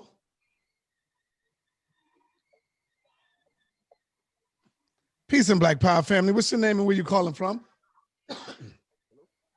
Yo, what it is? Yeah, this is Brother Sarat. How's it going? All right, where you calling from, Brother Sarat? Calling from Silicon Valley. All right, what's on your mind, man? Talk to me. Smart guy. What's up? So, yeah. But you guys know I'm an engineer over here in Silicon Valley. I watch you guys a lot. I'm not a DHI as part of any organization. And I've actually reached out to you several times trying to get on your platform. I'm gonna put myself out there. I like to debate this gentleman on the phone, Garfield. What's up? You say a lot of things that they sound good to certain listeners. What would you debate him on? I think what would be a topic? We can hash that information out separately. I've heard him speak specifically about the efficacy of some of the information within the Bible, and say that Black Americans do not descend from the Hebrews. Let's talk about it. Let's hash it out. We can go into anthropology, linguistics, everything. We'll dive into it. Netter, I've messaged you several times. I've actually called into the show before, spoken to you about the same topic. I'd say let's get into it. I would also like to say to your sister on the phone, I'm sorry I didn't catch your name. Excellent job. You brought up a lot of interesting points. I do think that as par for the course, in a lot of these instances, we've seen the two gentlemen sort of team up on the sisters. No disrespect to you two gentlemen, you have a worldview and a position that you're protecting. However, it was a modicum unfair. She came in thinking that the conversation was going to be something, and then the goalpost shifted. That's unfair. You shouldn't do that, especially not to one of our sisters. I know that she has a position that you don't agree with, but at least hear her out. let her get her ideas out. She's a very, very smart sister, very intelligent. All right, brother. We And need you I'd to like to tell see us what that. she We know has that to talk already, about. brother. Thank you, family. Yes. Well, We thank already you. I know. want to say thank you to the brother, because any brother that would support sisters, which you brothers are saying you support sisters, and I see you do, but thank you, brother. I appreciate that very much. And my name is Napah. Napah Shadah. I have a can I mention my YouTube page? Yes, of course. Go ahead. Shout it Oh, out. let me subscribe right now. Go ahead, sis. Yeah, I have a YouTube page. It's Napah Shadah. And I also have another channel called Phinehas The Zealot. So, and one more, Napah The Aurist, Aurist. So, you know, I appreciate. Is it Shahada or Shada? No, Like it's not Shahada. It's Shadah. It's Napah, Shada. Napah, Okay. and then Shadah is Shadah. Yeah, I got it. so I got it. I got it. I I got it. think we need I'm more about to subscribe platforms. now. Thank Send you it to me, very much, brother. Garfield. Send it to We me. need more sisters need more platforms. I was mentioning to Jeremiah Judah, and shout out to the sisters who are doing their thing. And you know, sisters we need to be more supportive of each other. I know everybody's trying to get theirs, but when you have a sister there that wants to help you and maybe teach you something, don't discount that or turn your back on her and, you know, run to only the brothers. And I mean that for the Hebrew Israelites, especially, but not just Hebrew Israelites, all of our sisters. Go and tap into other sisters, because we all have something to give. What I find with sisters is sometimes in these forums where we have so much information to share, we see sisters clashing because one sister feels like, well, she's trying to teach me something and I'm going to show her that I know more than her. It shouldn't work that way. It should be a flow of information. Brothers do it all the time. You see Sonnetter and Garfield, they tap into each other and they build. That's how you know, that reciprocity of exchange of information. Sisters, we need to start doing that. Stop competing with your sister. Stop comparing yourself to her and start going into her as far as get under her or connect with her and get what you need from her and she'll give back. Don't get with somebody who's just gonna, you know, take from you though. I see that a lot with sisters too. There has to be an exchange. So I just want to say that sisters, we do need, because we don't really have any sister platforms. Like there's Sonnetter, you are, you know, you obviously have a very well-known platform. All praises to the Most High that He's made you successful. Yeah, and I deal with a lot of sisters too. I got a lot of No, sisters and on here. you do, brother. You do. But I'm saying, if we could get a platform where sisters, there's a base. Right. Sisters, I want to start. You know, I'll be that. having shows with sisters. You probably missed the last one I did last I week. saw the domestic violence one. Oh, it was okay. Beautiful with Carla. Yes. And I listened. You know what? That was so amazing. Listen, there needs to be a constant flow of that information, because there were women out there in the audience saying, I didn't know that other people were like this. I'm getting emotional. Yeah, we might have to do a part part 2 on that. Yeah, I agree. I work at crisis centers. I'm a doula, and I do a lot of work with sisters who are in pregnancy crisis centers. Mm-hmm. A lot of it is from domestic violence. So yes, bless you for doing that. Shout out to Sister Carla. Shout out to somebody said that Anyway, I'm just saying, I'm for the sisters. I'm a woman's advocate. I'm not a feminist, but I'm a woman's advocate. So. All right, hold on. Peace and Black Power, family. What's your name? Where you calling from? Yeah, this is Edward X calling from Las Vegas, Nevada. Edward X, as in the nation? Are you in the Nation of Islam? No. Okay. No. All right, go ahead. What's your question, brother? But anyway, I have a question for Garfield. And I'd like to know what basis does he have to teach foundational Black Americans? And I'm talking about people who go back to the plantation And I'm not answering this. I'm not answering this. Sonata. He's a troll. I'm not saying, answering. who are Okay. you? No, Why are no, I'm not you? doing. I'm not doing this. No. Wait a minute. You didn't let me. Sonata, cut him off. Cut him My off. Cut him question, off. bro. Cut him off. Cut him off. Nope. All right, I gotta cut him off. I'm not going to answer you. You've been I cut him disrespecting me off. the whole chat with his foolishness. You see, this is the problem that divides us. These fucking names. I Oh, hate so it. he's trying to say because you from Jamaica, I can't talk to black people here in America about anything. This is the well, he probably don't know who Professor Tony Martin is. He probably don't know who Marcus Garvey is. He probably don't know who because Louis Professor Tony Farrakhan is. Martin was powerful, brother.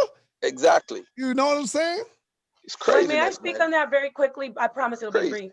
I noticed that I'm totally supporting you on that because I've heard people say that black people in Europe don't have a right to engage in a conversation, and so there are also our people are not just in America, you know. So. Yes. All right. Peace and Black Power family. What's your name and where you calling from? What's happening? This is time. Also known as Set. What's happening? What's going on? You have a question for the sister? Yeah, I got a question for the queen. Let's go. I just want to ask, is there any position that you can't take on faith? Is there any position that I cannot take on faith? Yes. Can you be a little bit more clear on that? You mean, do I approach everything from a faith base? As for an example, if I made up a God and said I take it on faith, would I make it true?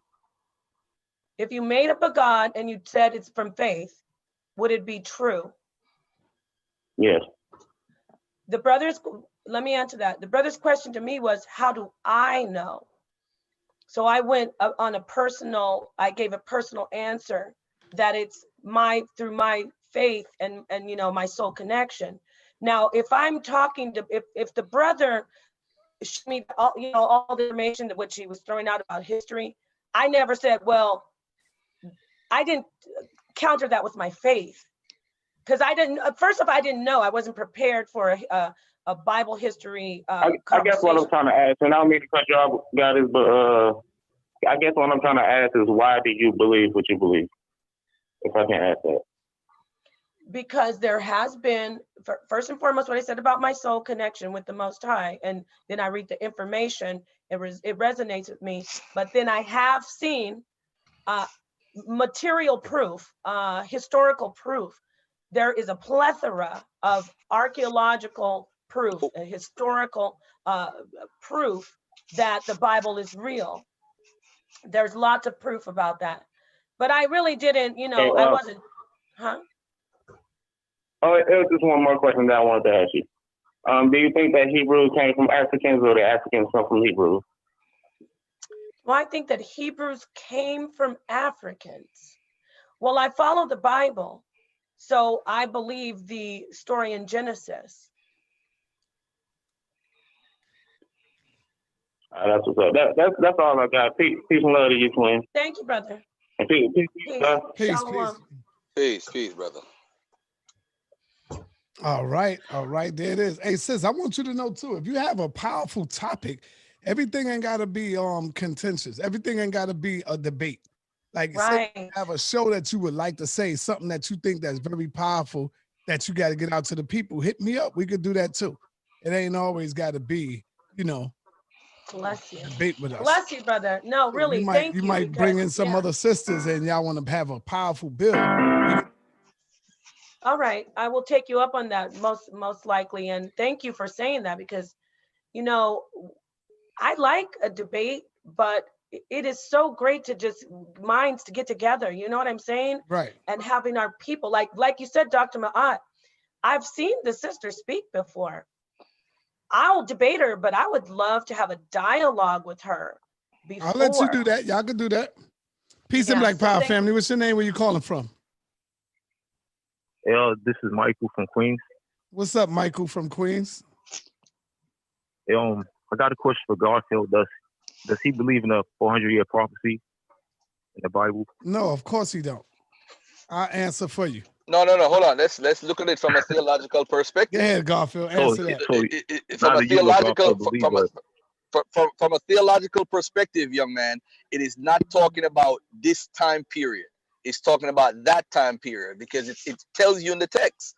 All you got to do is read after it. It tells you about the Amorites. It's talking about that time period because we don't have Amorites today. And don't tell me Amorites is people in England or whatever. Don't make up stuff. It's talking about that time period. No, because is it a coincidence that the 400-year prophecy already came to pass in America, and as soon as it came, like we started having wars and rumors of wars, coronavirus, something speeding up. Like you don't see this. You know what? I love this. Happening. I love this. I love this. Let me ask you a question, brother. When was the first slave in the Western Hemisphere? African slave. You said where were they? When was the first slave in the African Hemisphere? What year? When did they start taking slaves? When did the Portuguese start taking slaves from West Africa? When was that? I believe the first slaves arrived here. Hold on, you tell me, 'cause I'm not too sure about that, but I know the 400 years. Let's look at it this way. The first slaves were taken because of a guy named. Well, I blame Eldad the Danite and Prester John because they were looking for gold from Prester John in Ethiopia. So the Portuguese ended up, and a guy named Adahu the Moor told them if they let him out, he'll get some Africans as slaves. So this was done around 1444, 1445. Henry the Navigator. Look it up when you're done. 1444, that's when they started taking slaves from Africa, brother. So 1444 or 1445, 400 years is 1844 or 1845. If you want to say the first slaves in the Caribbean or in the Americas itself, hold on, 1501, hold on, 1501, 1490 something, 1501, 1503. So 400 years would be 1901, 1903. So what 400 years are you talking about? If you're basing it off slavery, and when slaves was taken off, maybe we all need to learn that the 1619 date is a farce. So we can't base 400 years off of 1619 to 2019. So when you start talking about, if you notice coronavirus and all of this, when? 1903? I don't know 1903 or 1844. That's the 400-year anniversary. So that's what we need to stop. You see, this is how dangerous the Israelite 400 years, using the 400 years in Genesis is causing a problem for us because even the NOI uses it. Everybody uses it because we're going by the 1619 to the 2019 date. Elijah Muhammad, they teach that April 1st, 1555 was the first slave.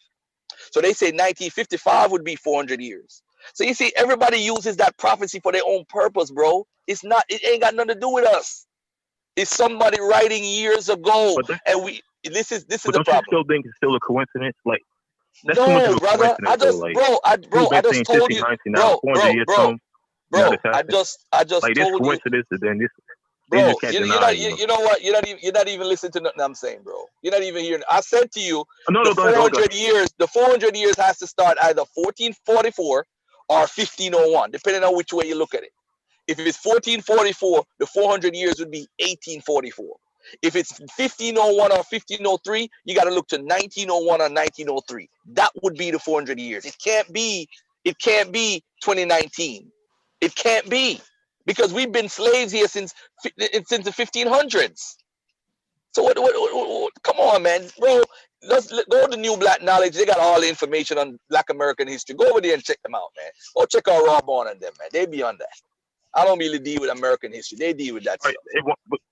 One more question. Like, if you could give one thing to convince Black people to believe in your doctrine, what would that be? Like, I don't have. First of all, I don't have a doctrine. I base everything on truth and what we can verify through a historical, critical method. If you don't have a methodology, you can never find truth. Give one truth. Listen.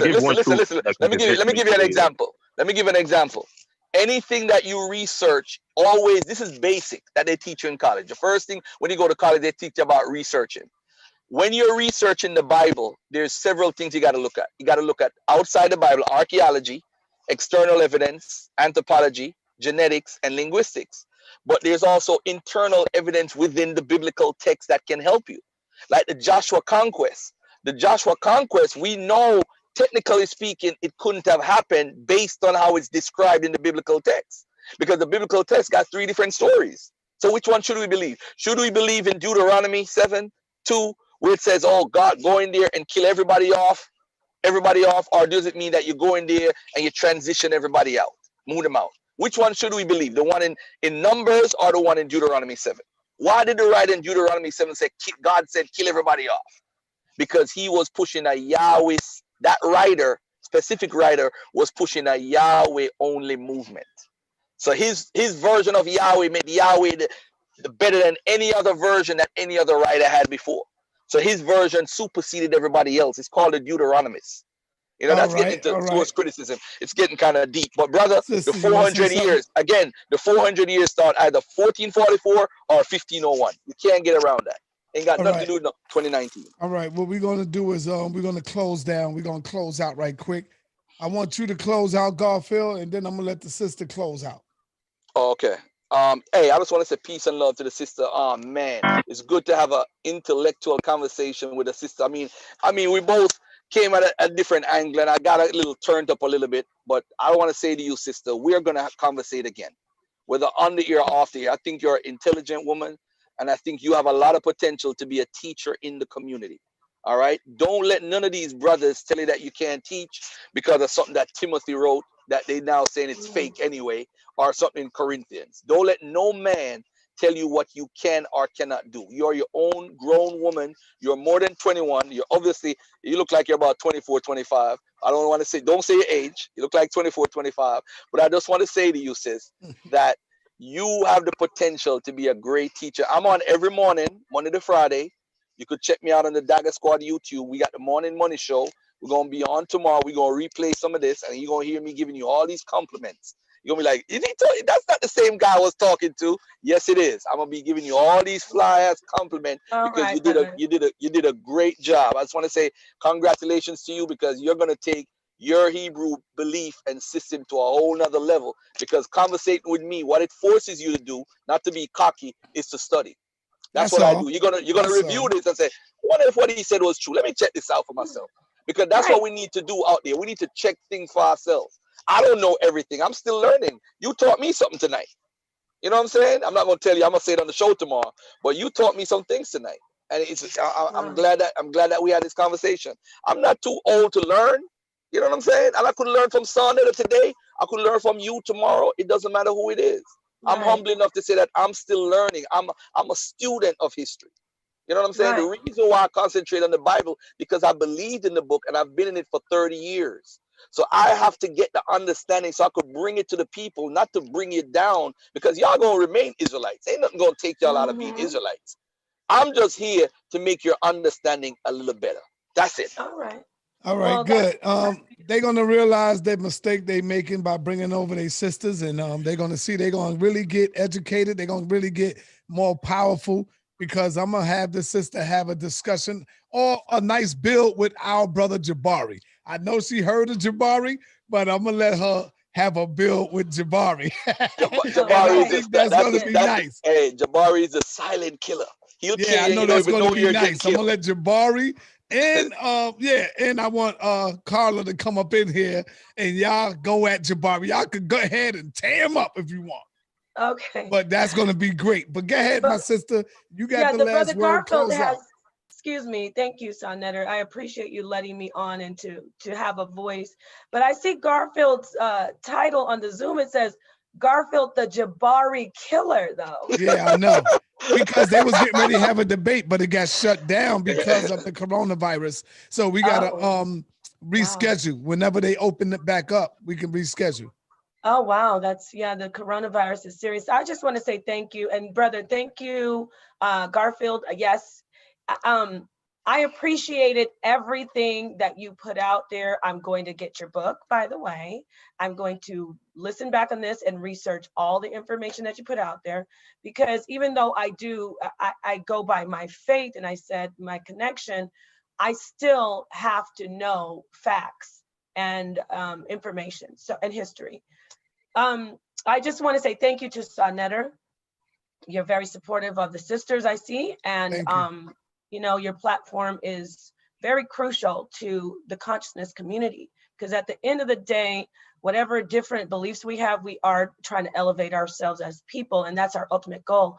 I do want to say to the brothers and sisters who support me, especially like my brother Judah Natsara and Rob Rack, Thank you for being there for me. And yeah, you guys, I'm definitely excited to get in here and have a dialogue with Carla and the sister, Dr. Ma'at, and any other sister.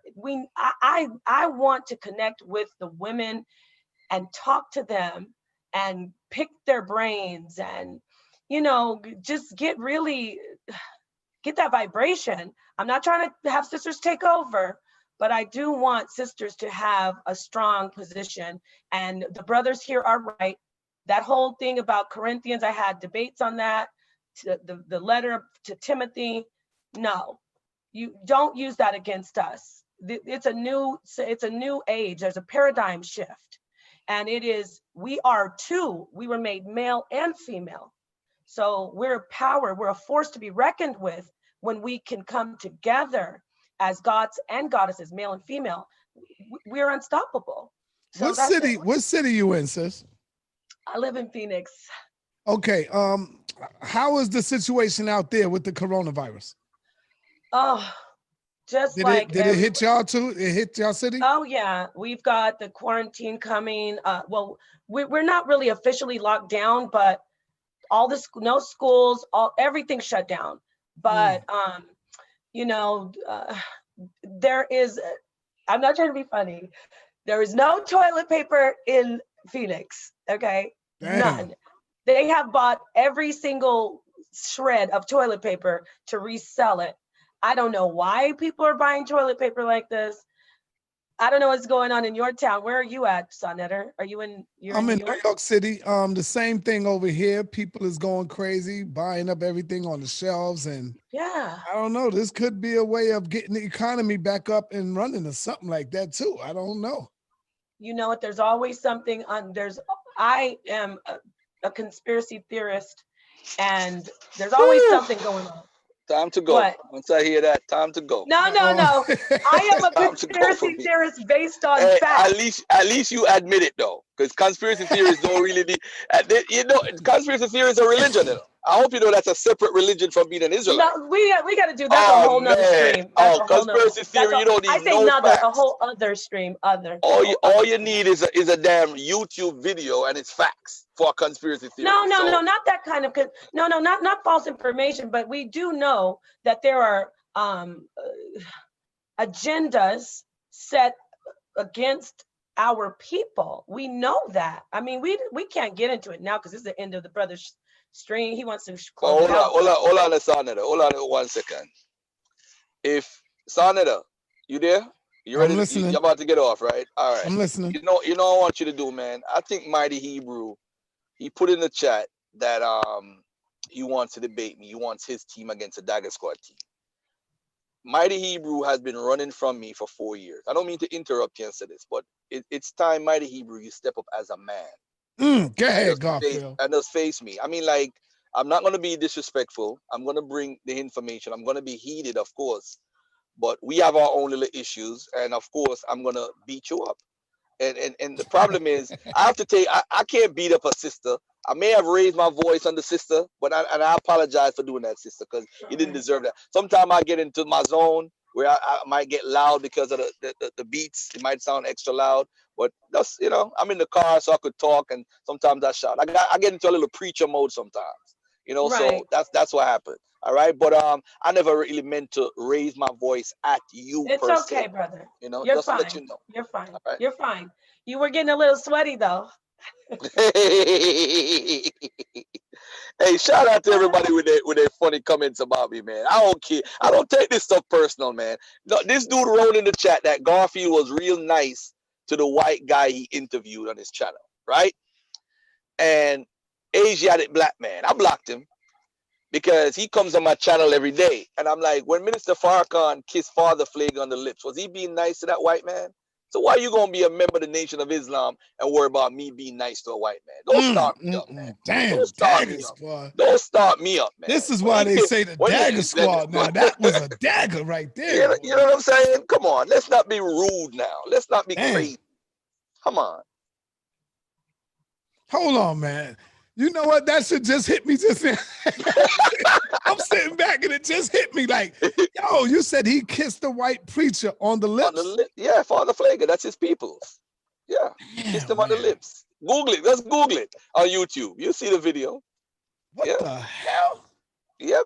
So why he gonna be mad at me because I'm being cordial with a white guy who's a PhD scholar? Come on, man. Relax yourself, man. Yo, what up, nigga, to the white boy? What's up, nigga? That's how we should be talking to him. Get the fuck out of here. But that's how I should be with him.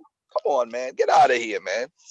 I shouldn't be like that with anybody, but I'm just saying some of us get crazy sometimes. It brings out the crazy in us. He didn't come on there and disrespect me. If the white boy disrespected me, I would have gone in. But he came on there cordial and he was chilling. Damn, man. You know what I'm saying? And he bought my book before he got on the show. He said, oh, yo, I heard you got a book. I saw it on Facebook. Let me buy a copy right now before the live stream. All right, so sister, you still got that email I sent you, right? My email. Yes, sir, I do. All right, send me your number in the email because I don't know which one is your number. All these calls I got, so I can. Somebody said I need to get your number. I cannot get her number because for one, I wouldn't talk to this sister because one, she said the magic word, conspiracy theorist. I'm like, have my cross up like this. I'm out. All right, don't forget to send me your number, sis. We out of here. Peace. Thank you. Thank you, brother. All right then. All right, peace and love. Thank you, Sonny, the family. Yes, much love to all of my people. Shalom. Much love, sis. All right, cool. I'm out. Peace.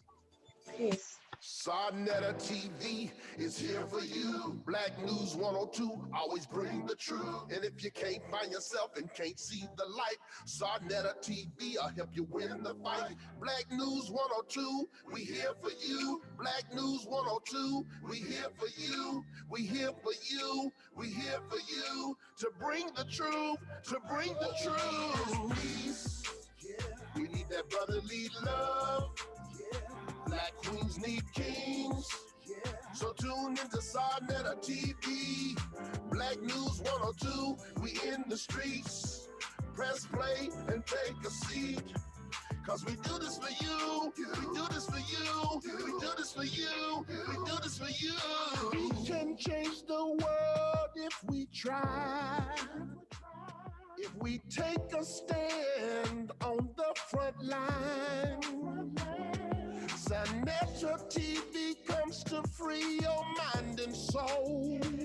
We must save the children before they grow great and old. They say the blacker the berry, the sweeter the juice. I say Sarnetta's the best man to give us the truth. And that ain't no lie. He helped so many brothers rise to the top. So what you gonna do, tune? Where we going with it? Now where we going with it? Where we going with it? What? Where we going with it? Ha! Yo, where we going with it? Ha! Where we going? Going back to Kemet, styling, profiling. It's been a long time. How many years? About 3,000.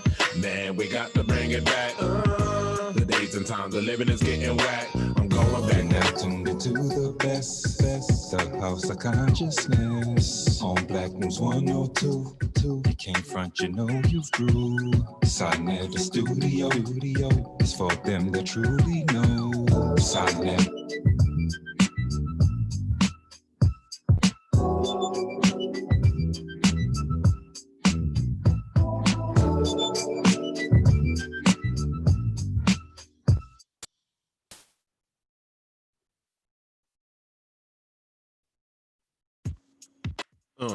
Where we going with it?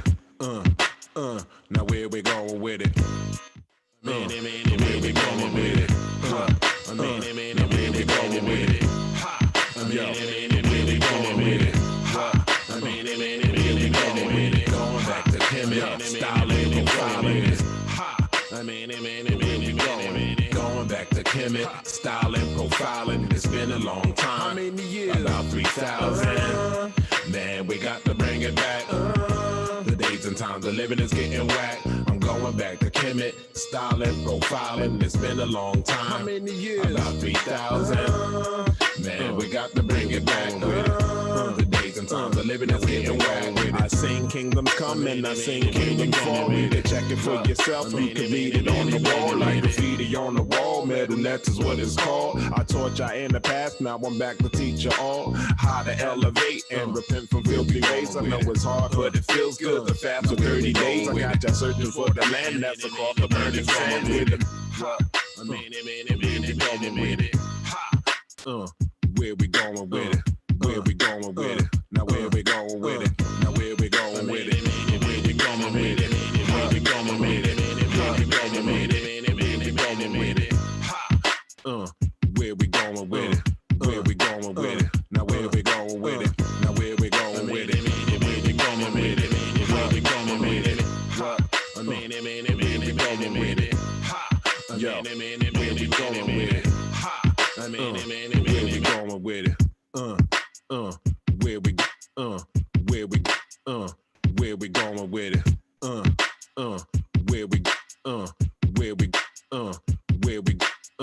Where we going with it? Where we going with it? Now where we going with it? Now where we going with it? Where we going with it? Where we going with it? Where we going with it? Where we going with it? Where we going with it? Where we going with it? Going back to Kemet, styling, profiling. It's been a long time. How many years? About 3,000. Man, we got to bring it back.